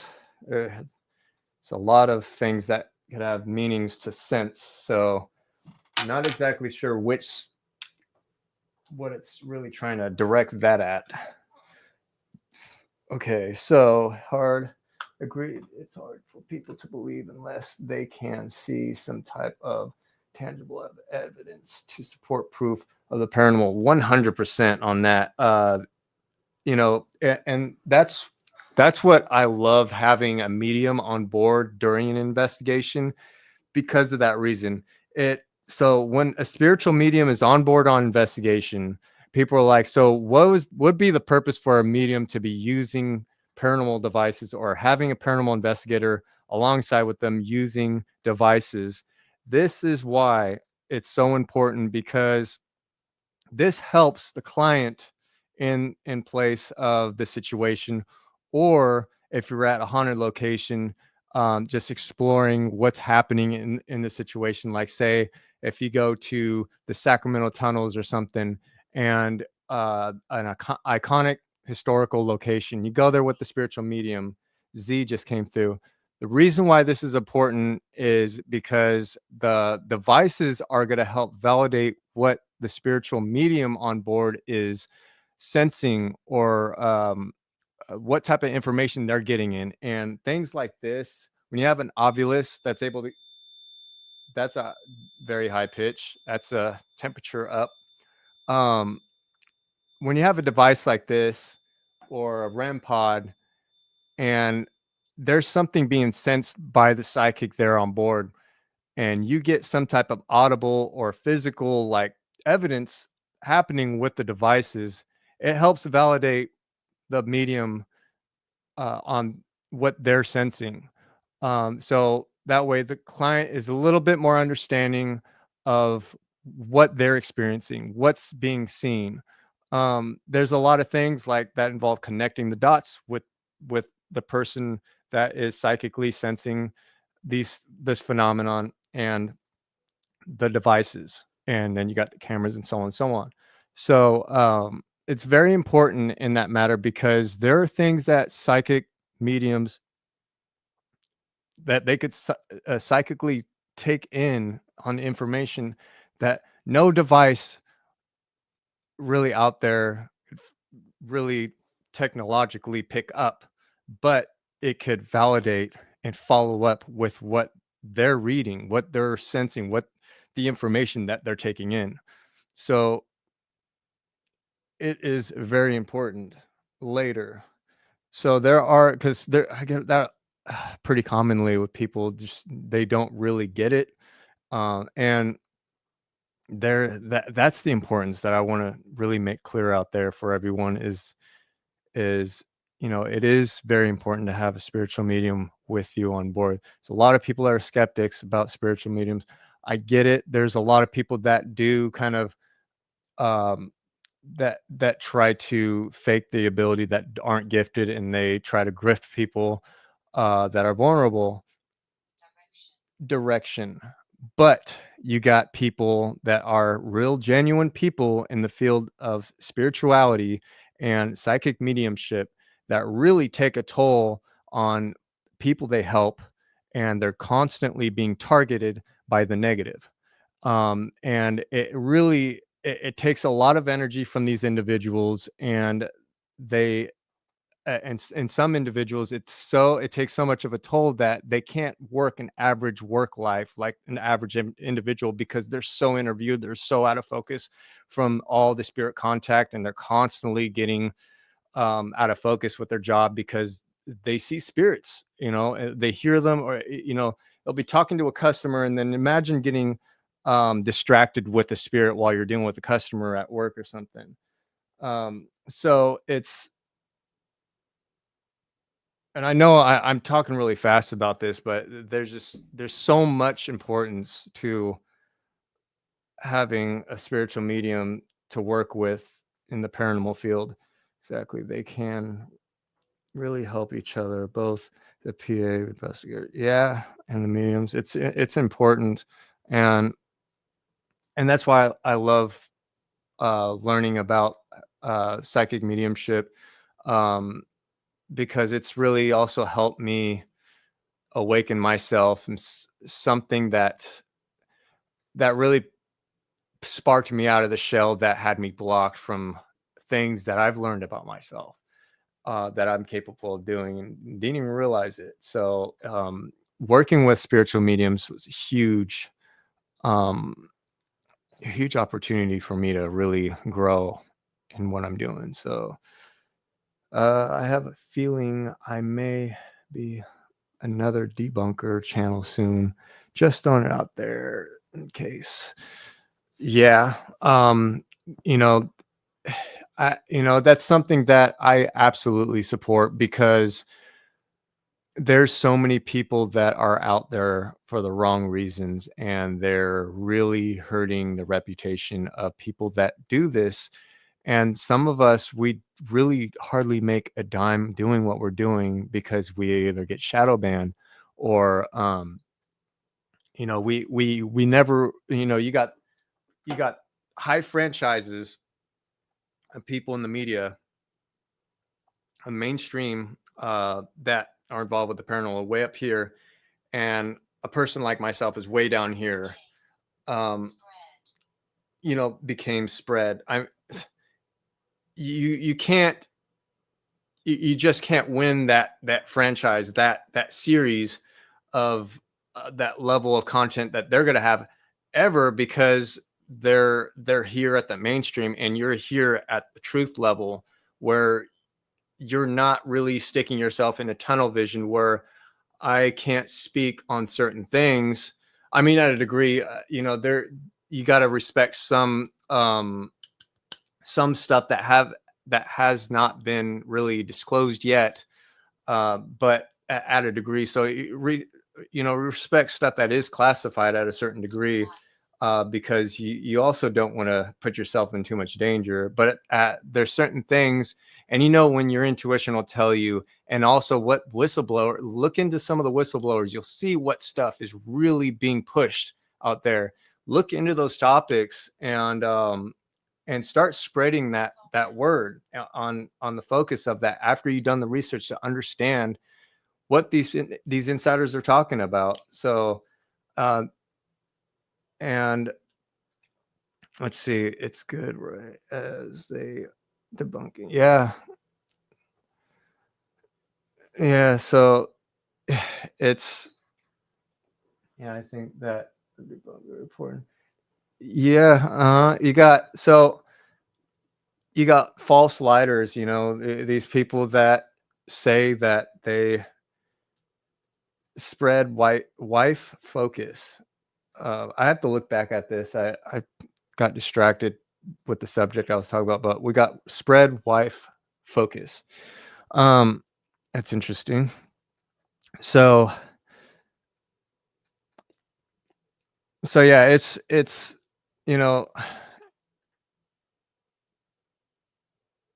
it's just it's so crazy nowadays, like the stuff on social media, and it's pretty disturbing on some of the things that get said. And to each to his own, of course. There's just some people you'll never like wake up out of a sleep. And I've realized that it took me a little while, but I had to accept the fact that there's some people that you can't wake up, and it's just a wait and see kind of situation for those kind of individuals. So When you're dealing with, especially with a person that is asleep, that is very materialistic as an individual. Don't get me wrong, we're all materialistic at a degree, and that's part of being human and being in the physical world. Is physical items, physical objects, and there's things that we like that are neat and cool, and we hold on to them. We can't help that as humans. We have stuff that we hold on to, and I'm guilty for that myself as the average human of collecting things, material items. But do I attach myself to them? No. So that's the problem, is when we attach and cling ourselves to material items, and then um, we end up at, like, leaving fragments of our energy on those items. So when we cross over, we're leaving a part of ourselves on some of these things. So be careful what type of items, what things you're attaching yourself to. Um, attention. Yeah. Mm-hmm. Yep. 100%. That's true, Duran. There's some folks that just can't appreciate, comprehend life beyond the physical. Yeah, yeah, it's pretty crazy. But that's the reality of it. And you can't force a person to drink water. You can't force a horse to drink water. Uh, but just giving him some insight, just to have the opportunity that for that individual to even listen to what you have to say. I'm always thankful for that, whether if they have a 100% disagreement with what I have to say, but the fact that they had the opportunity to actually hear what I said, because some of those individuals do come back and they rethink something that I had said that kind of clicked to them. And, and then they may ask something else and something else. Next thing you know, this person all of a sudden is a believer. Without it, then we lose the point of learning. Yeah. Mm-hmm. Well, so you know, material items is how the negative keep us distracted. It's absolutely a distraction to really make us want to believe in only things that are in the physical, to keep our minds asleep consciously, uh, of the fact of other realities, other dimension, other spaces that we don't feel, we don't see, touch, or hear, or taste. They don't want you to think about that. They want you to think about things that are in the physical. If it doesn't exist physically, then it doesn't exist. And that's the way things have been in normalcy in society for centuries, so as we look at things in that way. And um and that's why the technology is completely different and forgotten thousands of years ago, where how they built the pyramids, which were not done by humans. So and these blocks, they say, were actually placed, I don't know, I'm still learning a lot about this because it's so vast of this type of knowledge. But like, for example, like the ball lightning, how they understood how that worked, um, where this ball lightning and torsion fields, which has to involve quantum physics. All this was done with quantum physics. They were at a higher state of consciousness back then. Plus, these beings weren't. We're talking about multidimensional beings. Uh, that is a high. This thing is going crazy with the temperature. Wow. This is amazing. So what the ball lightning does, and how I was saying that it bends time and space. Well, with them using these torsion fields, where there's certain vibrations involved, where they talk about like a heavy ball, like say like a cannonball, like being shot down in the ground, or boiling water. There's certain things, certain vibrations that cause these torsion fields, and within these torsion fields could involve generating these ball lightnings. And these ball lightnings they use to actually dematerialize heavy things that involve giant blocks, like on the pyramids of Giza, and partially um, dematerializing the physical item to where it's almost dematerialized, but not quite, to where it's very light, and they have so long to maneuver it. Um, but before it starts to wear off, all they had to do was create more torsion field to make this thing dematerialize a little bit more. So that way they extended their time of actually moving these heavy blocks around. So it's one of the things that I started finding out about these ancient structures, of how they were able to move blocks to block, and put them together perfectly, and which involved a lot of quantum physics involved in that. So this is a lost technology that we just long lost and never understood. Didn't want to understand it because it didn't deal with the physical reality that we know, that we understand, that we're comfortable with, and we were told to sit back and not believe that because it doesn't exist in the physical. So it said the three words that came through, it said Harry, running, and kill, which is interesting. Um, skeptic, not much happened. Yeah, because I know exactly what you're talking about, Chas. In that situation, it's because the spirit doesn't trust the energy of the individual because they are not open minded. They are 100% not open. They don't want it to be real. And a lot of the spirits do not trust the individual. Rather than actually openly having a conversation or interacting with that individual, and if they're there with a negative mindset and they don't want it to be real, these types of energies will only invisibly attach themselves to their negative field and affect them invisibly. And that's the problem with where you got to be careful your intention of on an investigation. You got skeptics, but what kind of skeptic are you? Are you a skeptic that just flat out doesn't want it to be real, or are you a skeptic that will go in with the open mind and just you want to see something? But there's people that are skeptics and they just don't want it to be real, and they don't want your knowledge, your information to be a fact.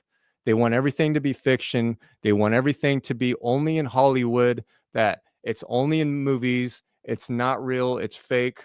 And the people that talk about it, they're clowns, that they're a joke. That's what they want you to think. um it stopped at kill.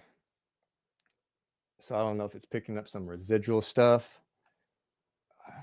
Same interesting response. Harry, running, kill may line up with the disappearance of a person I felt who came through. That could be 100 right there, Chastity, because there's a lot of spirits that are probably popping right through here. These objects, like Pam, manifest these portals. It's really interesting, especially with intelligent spirits. Remember when I said third degree murder? Maybe the running has to do with that. You got a point there. Definitely. That's interesting. Third degree. Wow. I didn't even think about that, Melinda. It's interesting. I'm going to take a quick break. I'm going to run to the restroom. I'm going to leave the Ovilus idle right here on the seat. There are messages because this thing likes to go off when I go to the restroom. Be right back.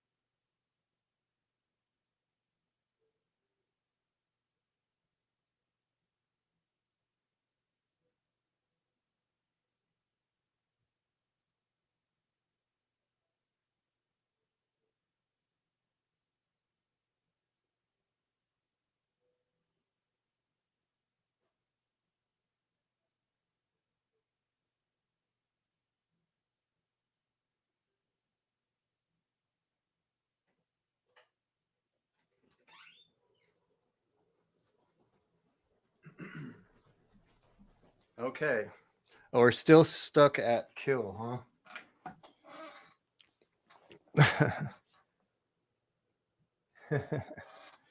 So,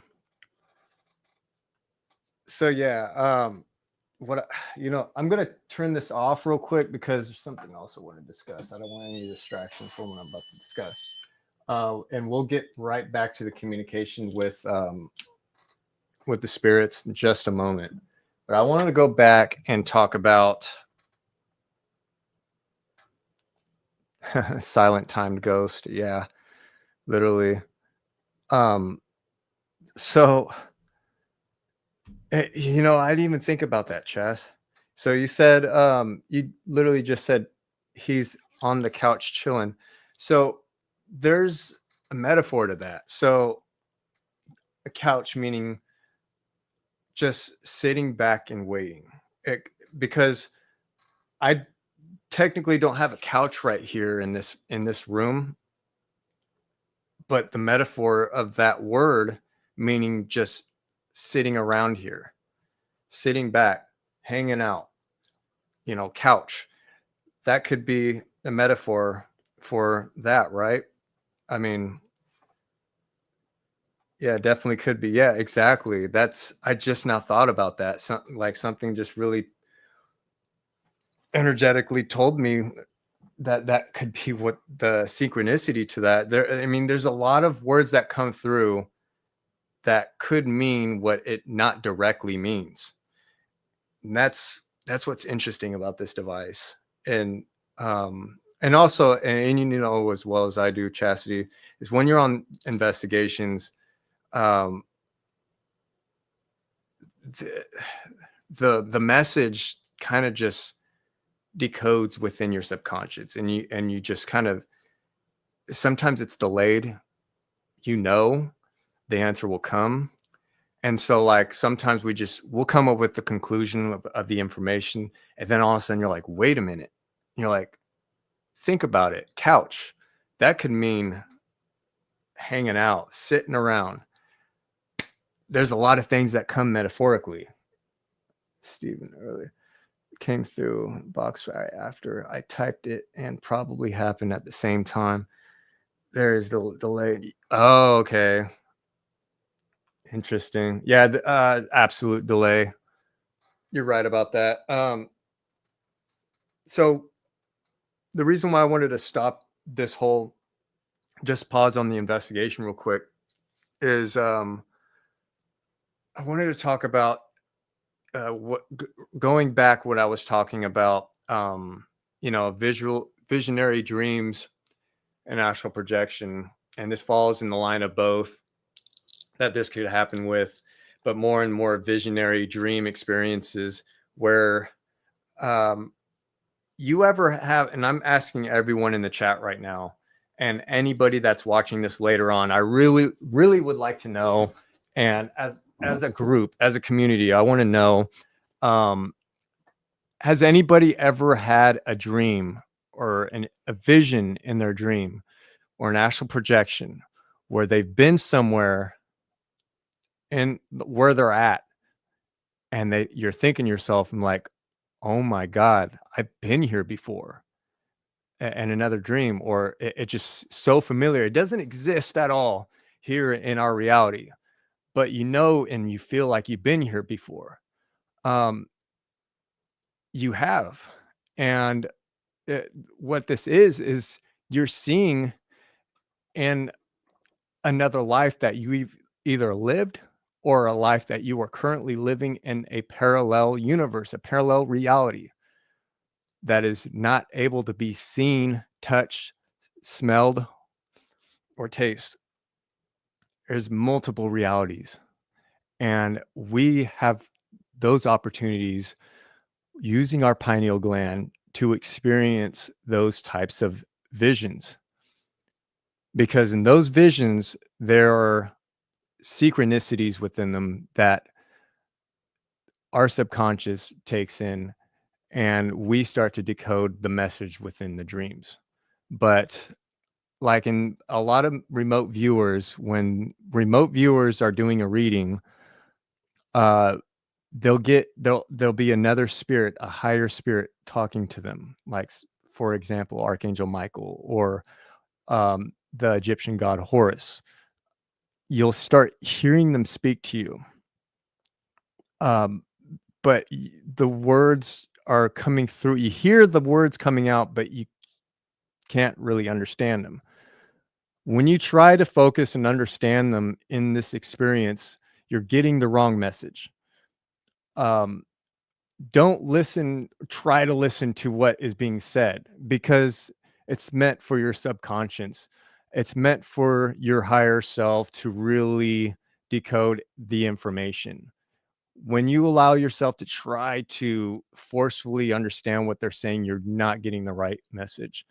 And that follows also with visionary dreams, where if you're trying to understand all the answers to that vision you got, and you're pushing and you're trying to forcefully understand it, you could be getting the wrong message. You could get some things accurate, but you're not going to get 100% the wrong message, 100% the right message. And what your subconscious does and your intuition picks up, and you really follow your heart and your intuition on that experience, and those answers will come to you. Your camera quality is great, by the way, during this live, better than my. Oh, yeah, I got a new camera. I don't know about better than yours. Your camera quality is fucking great. But thank you. It is a huge step. I want to get eventually a better one. But this is a 1080p quality camera. But I'm only able to stream it at 720p because I don't subscribe to StreamYard, so I'm just using the free thing, and only allows me to go up to 720. But it's like a huge fucking difference compared to what it was before. It's like light, night and day. It's 100% user go to a particular city all the time. That wasn't, yeah, exactly, because it's the actual real place that you have been to. There's a reason why you're seeing things almost exact. Everything, every turn you go in that dream, you're very familiar and you already know where you're going. You're very familiarized with the environment. It's not new to you. It's not alien to you, but it is different from our reality because it doesn't exist in this space. But you're very familiar with it because a different self within yourself is alive and experience and living in that space. So, to the average normie, it sounds really, really fucking weird, but and hello, Moonlight Awakening. Thank you for joining. Let's see, I gotta go back. Very often I had dreams and astral projection experiences where I've met people that I know I've seen before too, including places and experiences. This could also be linked to time travel. Absolutely. Um, Absolutely, like 100%. Is super accurate. And listen to your instant response, being emotionally and physically. Yeah, I think I astral view. I project to places where I can affect things in the space, and it is an actual location. I am focused on while awake, and yes, and that's remote viewing, definitely, where you could actually physically, or not physically, but metaphysically visit another location in this reality, but in your using your astral body. And that is in a form, a way of us being able to naturally have control of the time and space that we're bending when traversing through these other spaces, where we could actually controllably visit somewhere without escaping our reality, but staying within our reality boundaries and visiting vast locations. It's really interesting. That's why practicing meditation's really healthy with your pineal gland. Diet is definitely important. There's a lot of things like fluoride. It's not good for your pineal gland. I definitely wanted to put that out there. Let's see. Your lives are great. I definitely enjoy watching them, Melinda. I have many astral experiences, but I can't see what's happening. I just feel when my energetic body leaves. Yeah. I know the feeling. I've had experiences actually like that where I'll feel the information before I even see it.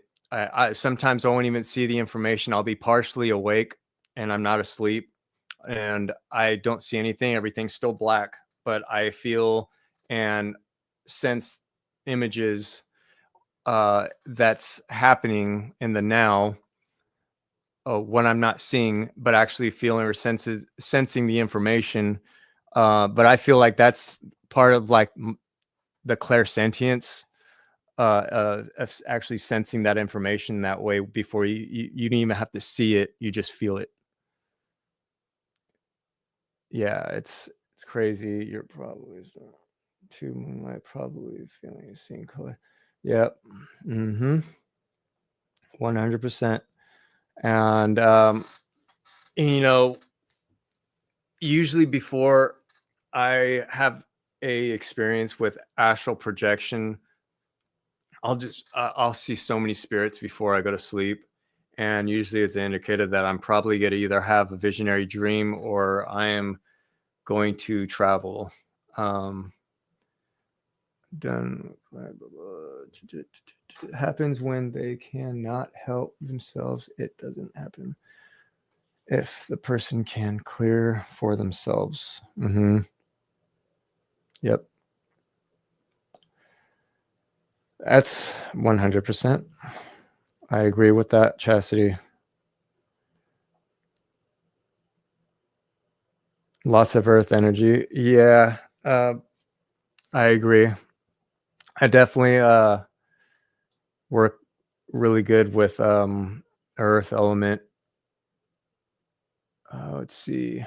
Grounding is a really good thing. I've been doing really well with. I feel like I'm never alone when I travel. They would hold my hand if I ask. Yes. Usually, if you align yourself with higher beings and really call upon these higher beings when traversing, they definitely will accompany you. And sometimes, if you really align yourself with these higher beings, when you traverse into other planes of existence, sometimes you'll see those higher beings there when you're on the other side, already waiting to accompany you. So, so yeah, I really wanted to cover that. That was like a really important thing that I wanted to talk about, seeing in your life in parallel realities from ours. So this is what I want to do.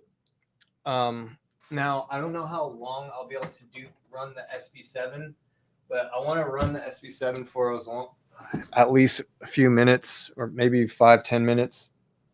I just like 5 minutes. Because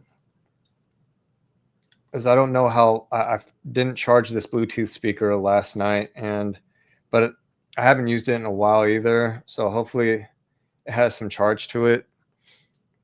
I mean, if it's not gonna work out tonight, it's fine. I do have the portal device, but I did want to experiment with the SB7 also because I do like the SB7. So, all right. Yes, I absolutely love this device. It's one of my favorites. Okay. I'm going to reactivate this device right now, the REM pod. So for anybody that is not familiar with this device right here, so what this device does is that it generates electromagnetic energy. That was me, sorry.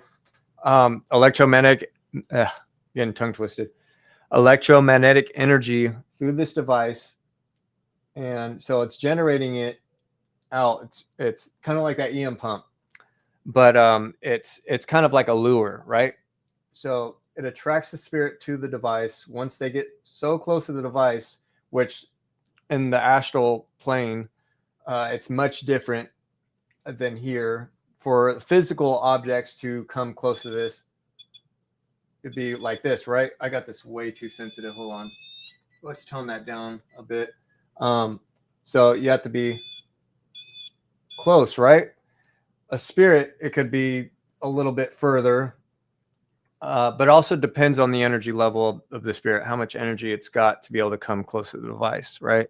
So the closer that they get to this device depends on the color that is responded on it, right? You got green, yellow, blue, purple.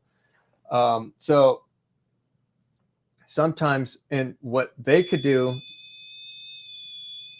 is they could use these colors to intelligent respond too. So if I say, can you light this up green? They'll light up green. Can you do purple? Or do a purple like that, right?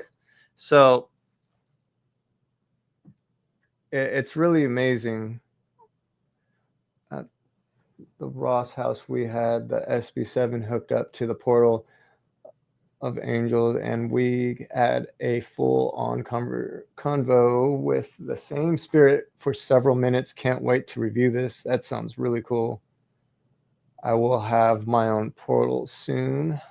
Not potty kind. Yeah.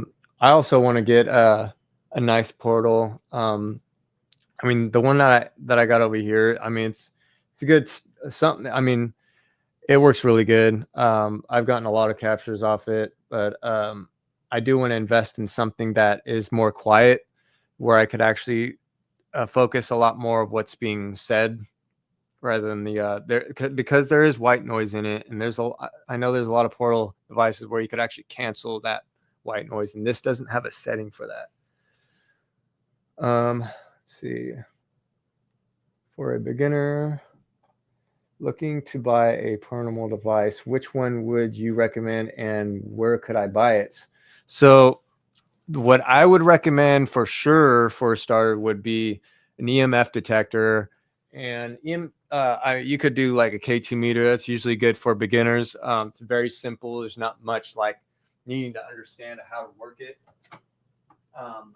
But the EMF detector is important because you want to test the area for electromagnetic field around the surrounding area, because you need to find out if the levels of magnetic energy to validate a presence physically on the device, using the device, that there's something metaphysically there that will validate a spirit coming through.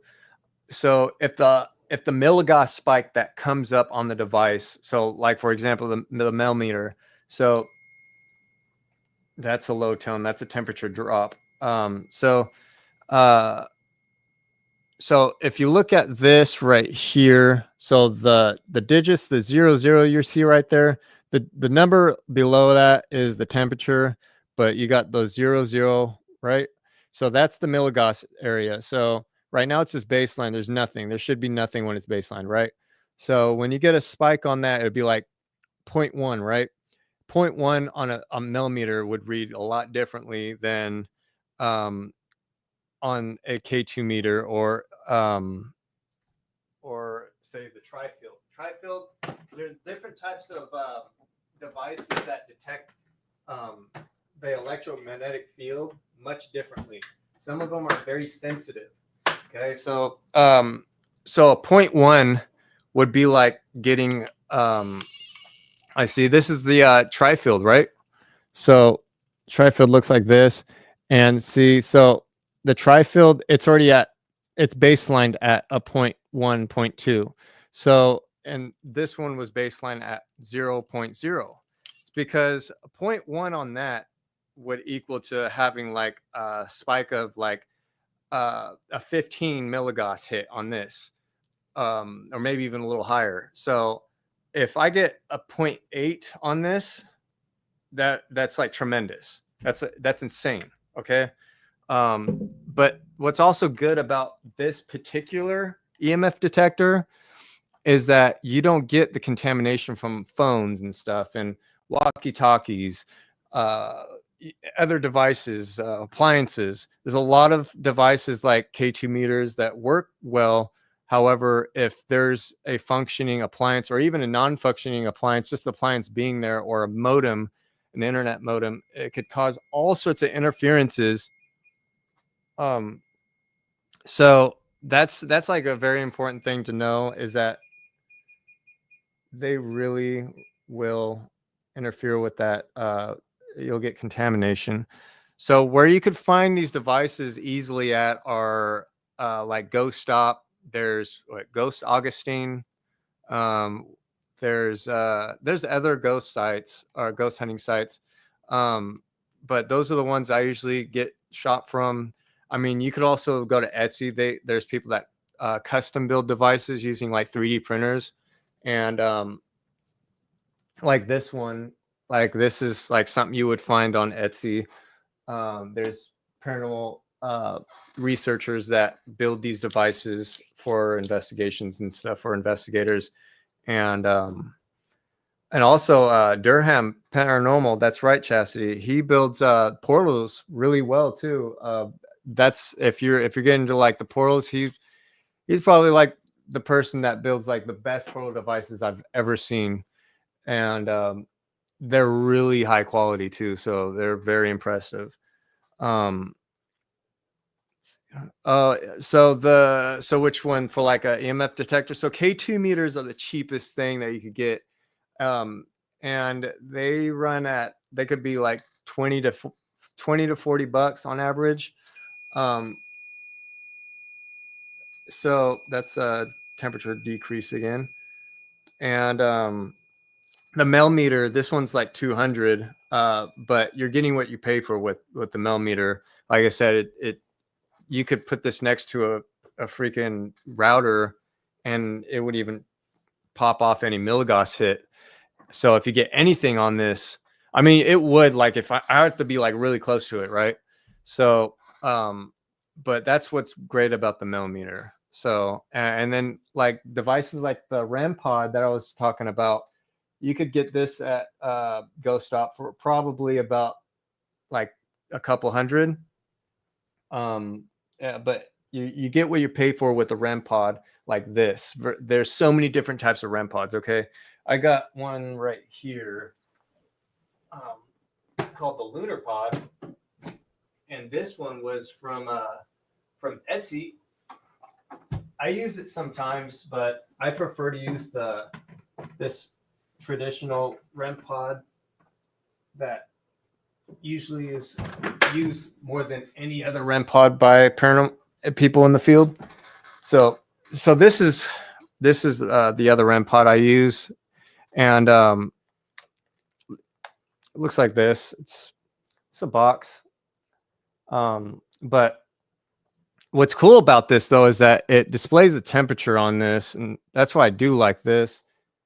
So you get it on, it gives you the temperature, right?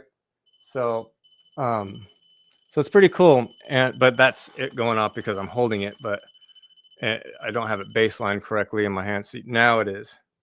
Well, because I turned it on with both my hands on, it's acting weird when I let go of it on my other hand.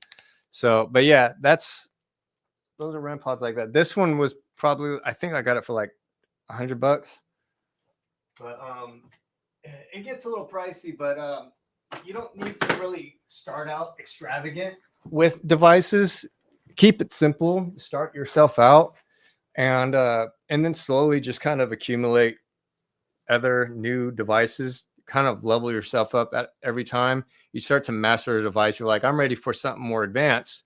So you're stepping up from a K2 and go for the Mel meter, and then you do the same thing with other devices. Bill Chappell, yeah, makes really good devices. Bill Chappell's site, digitaldowsing.com. That's another company that I go through. Bill Chappell that builds. he builds and customizes a lot of paranormal devices for like shows like Ghost Adventures, and he made this device. It actually has his name on it, and in the back of it, you wouldn't be able to see it because it's like so small. But yeah, it's too small to see. But yeah, so he builds these. They're kind of hard to obtain on his site sometimes because he builds them on order, so it could take you a while to get it because he makes them himself. And I don't know if how like the in stock is right now with his inventory. Yeah, temperature went right back up. Hopefully this. Oh yeah. Oh, the cigarette. Yeah, I saw that on your one of your recent investigations. That was crazy. That's really clever. Yeah, Bill's stuff is really cool. The yeah, the Ovilus is a freaking amazing investment for paranormal investigating. If you could get one, I'm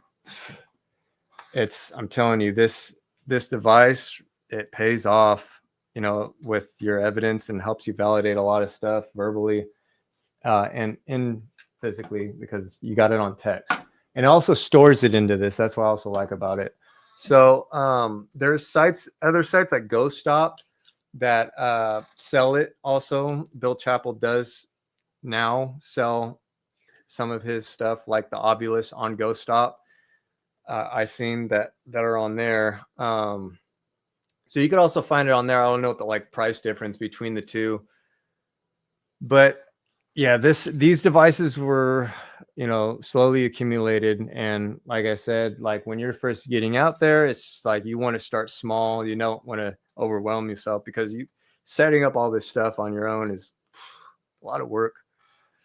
I really want that one. It's yeah, right. It's really fascinating. Like the stuff that you catch on it is just so crazy. So here we go. Let's try the SB7. Okay, so we're at the 2.5 hour mark. All right, we're gonna sweep reverse. Okay, which is something I like to do. Let's get this on. I don't know how loud it's gonna be. Hold on. Let me actually adjust that.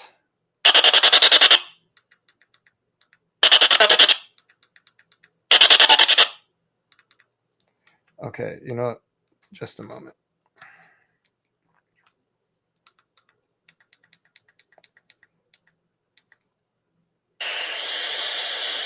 Okay.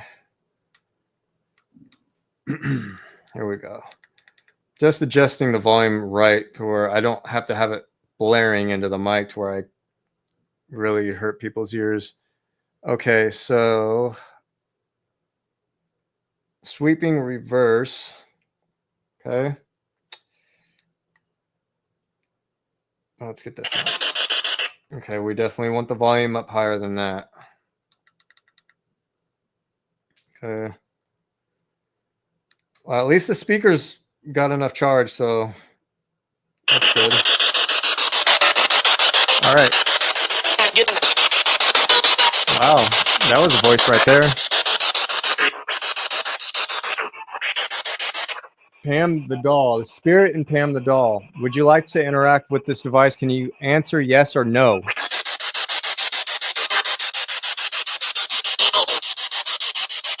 I heard no.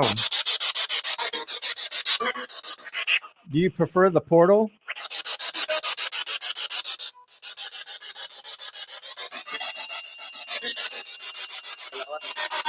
That was a voice right there. I didn't even hear what it said. Yeah, I heard no. Is there another spirit involving you that wants to interact with this?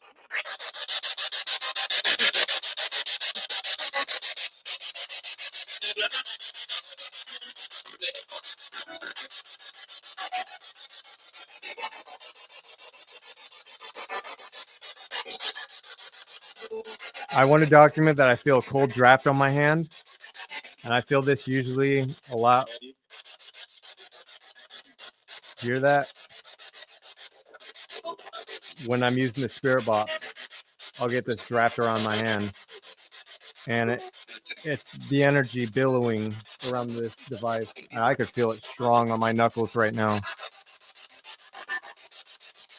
I am the devil. That wouldn't surprise me if you heard that. Can you hold it closer to? Okay.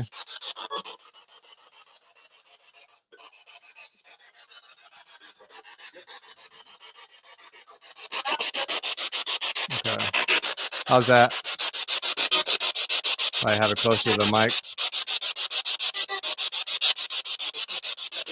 How many spirits are here?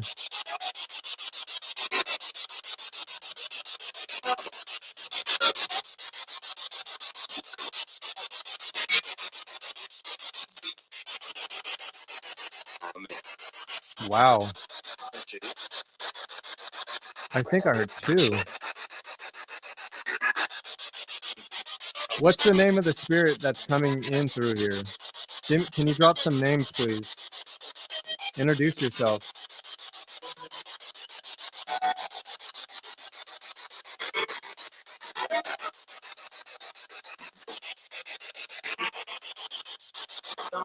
Would you like to say hello?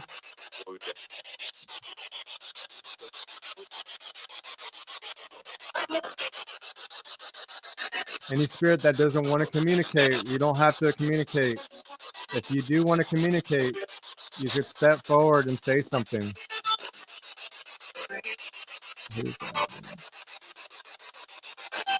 Yeah, I heard a whisper too. Ooh, there's this draft that's hitting my knuckle right here.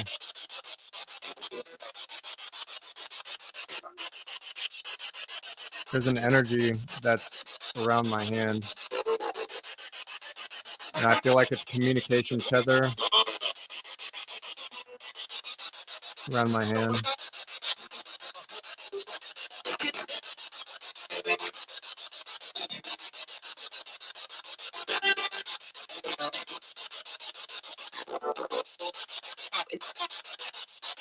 Is there something that you could tell us? Hi. I heard that. Well, hi back. What's your name? Oh, you heard asshole.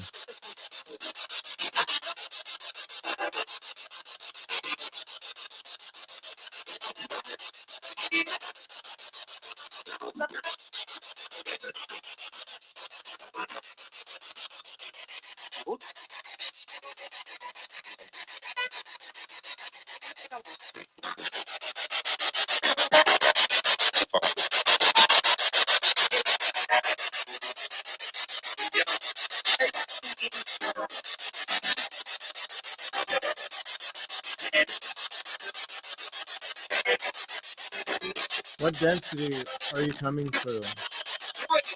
Or can you tell me?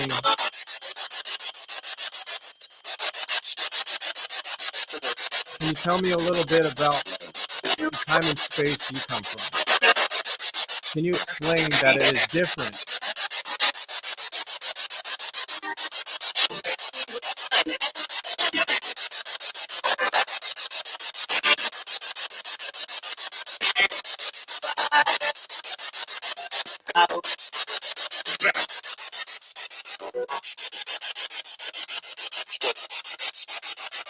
Any of you want to approach me with a name?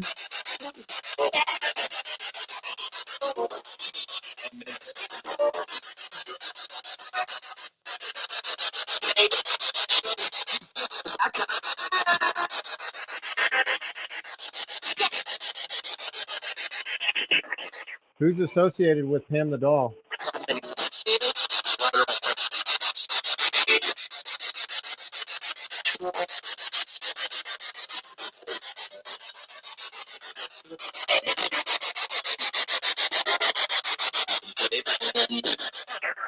Okay, so let me turn this off real quick.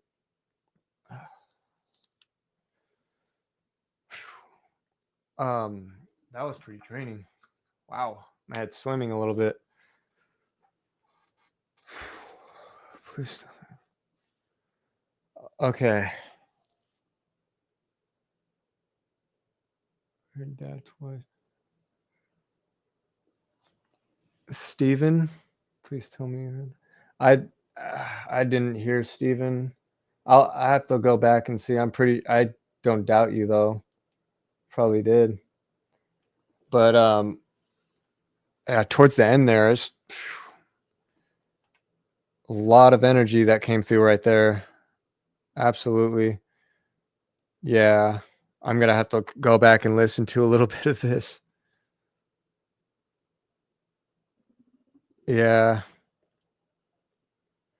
Yeah, that was a little draining right there. And like I said, I was feeling this draft around my knuckles, and I feel like it was like a communication tether. Uh, in a sense, it's creating a torsion field of communication through that frequency, that radio wave. That torsion field involves creating that ball lightning that we may not see, but it's generating that energy, this bubble that allows spirits to communicate within that bubble using that within that radio frequency. So um, intertwining my energy involved in that, it's draining. But regardless, there's a lot of things that came through really clear through this device. That's why I like using the SB7. It's freaking amazing results. So did anybody have any questions about any of the topics that I covered? I'm probably going to be wrapping this up pretty soon here. I think we made really good contact verbally.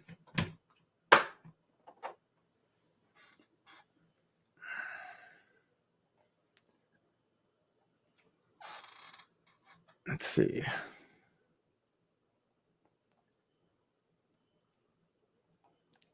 Wow.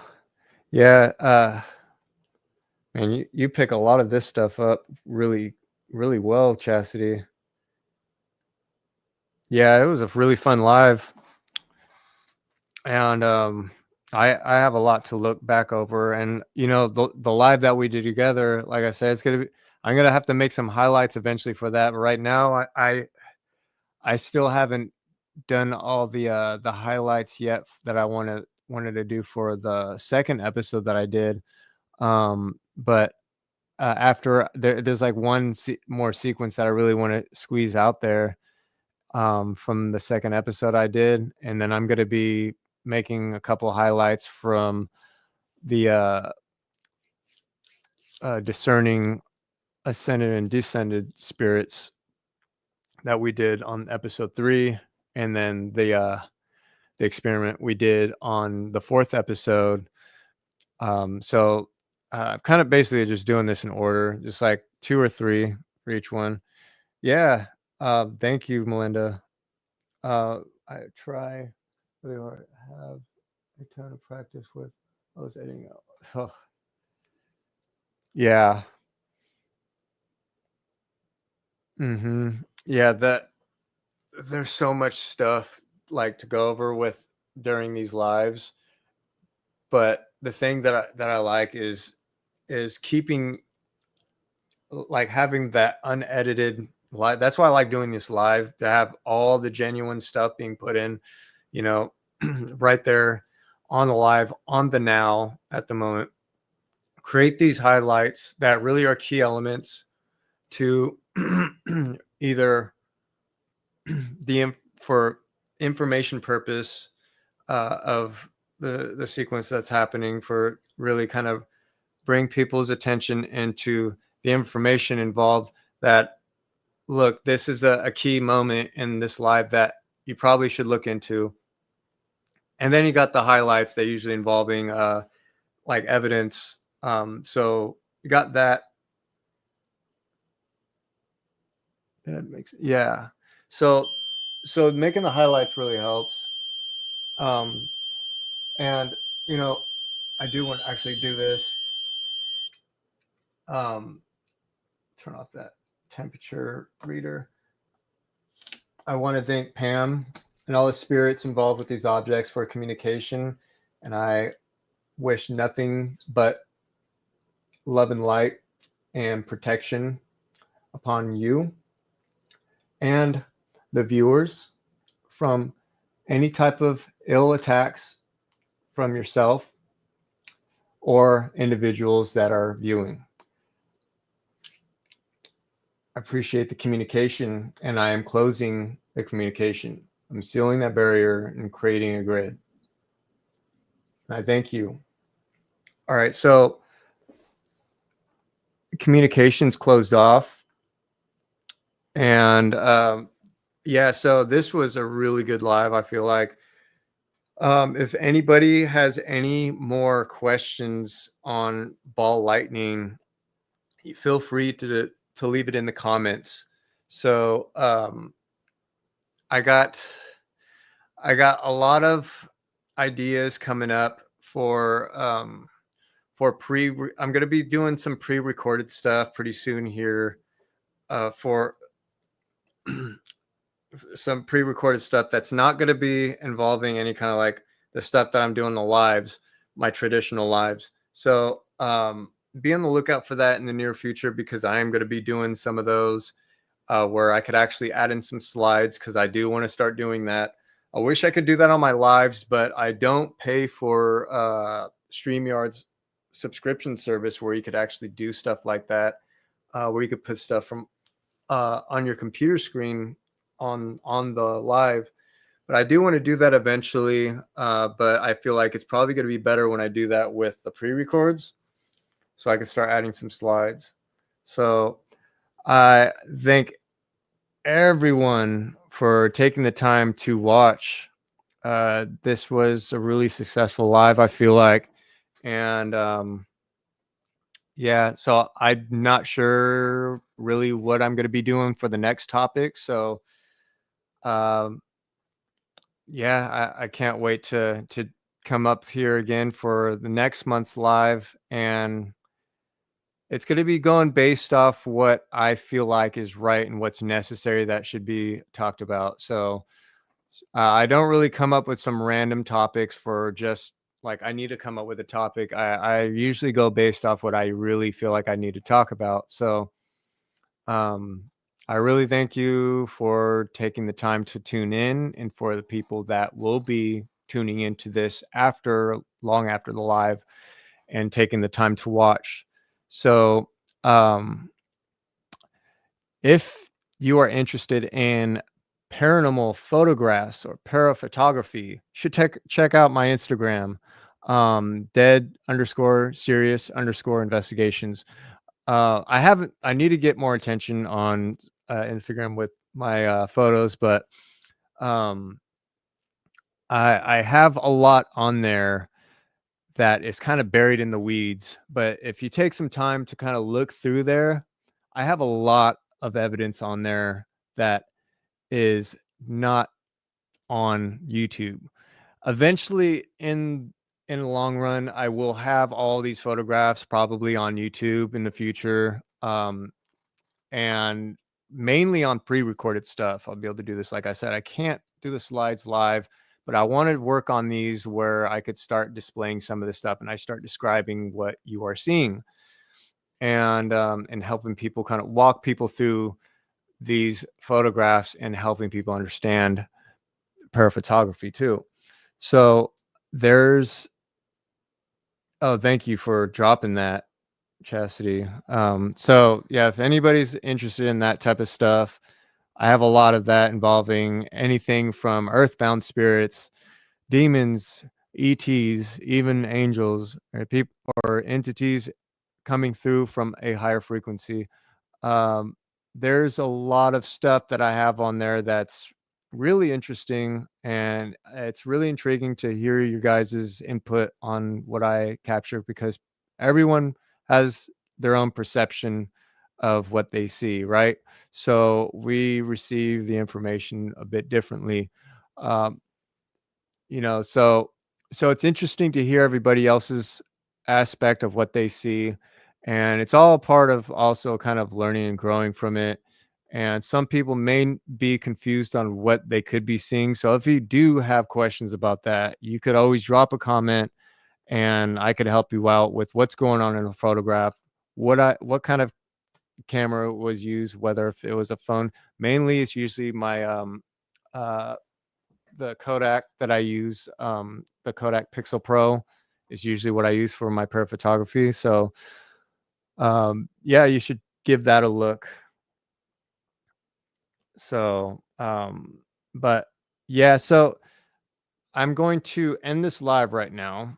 Oh, thank you, Melinda. Yeah, the photos are really amazing. So uh yeah, I'm gonna end this live right now because I need to do a little bit of cleansing and grounding myself, because that spirit box session was pretty draining. So I just need to realign myself. I'm tired. So that's a great offer to look at other photos. Yeah. Um I definitely want to figure out, before I hop off here, twice I've seen a figure standing right over here to the right of me, about 7 feet away from me right here, kind of a gray white figure, gray to white, and just all the way across, standing right here. It's the second time I've seen that. Saw it towards like the first like 30 minutes, somewhere around there. That's the second time I saw it, and it was standing right there. So I just wanted to document that. So there's definitely something here, and I don't feel threatened by it. So but yeah, I hope you guys enjoyed, and yeah, I'll see you next time next month on a whole nother topic. So thank you for watching DSI Podcast. I will see you next time, and happy nightmares, everyone. Later.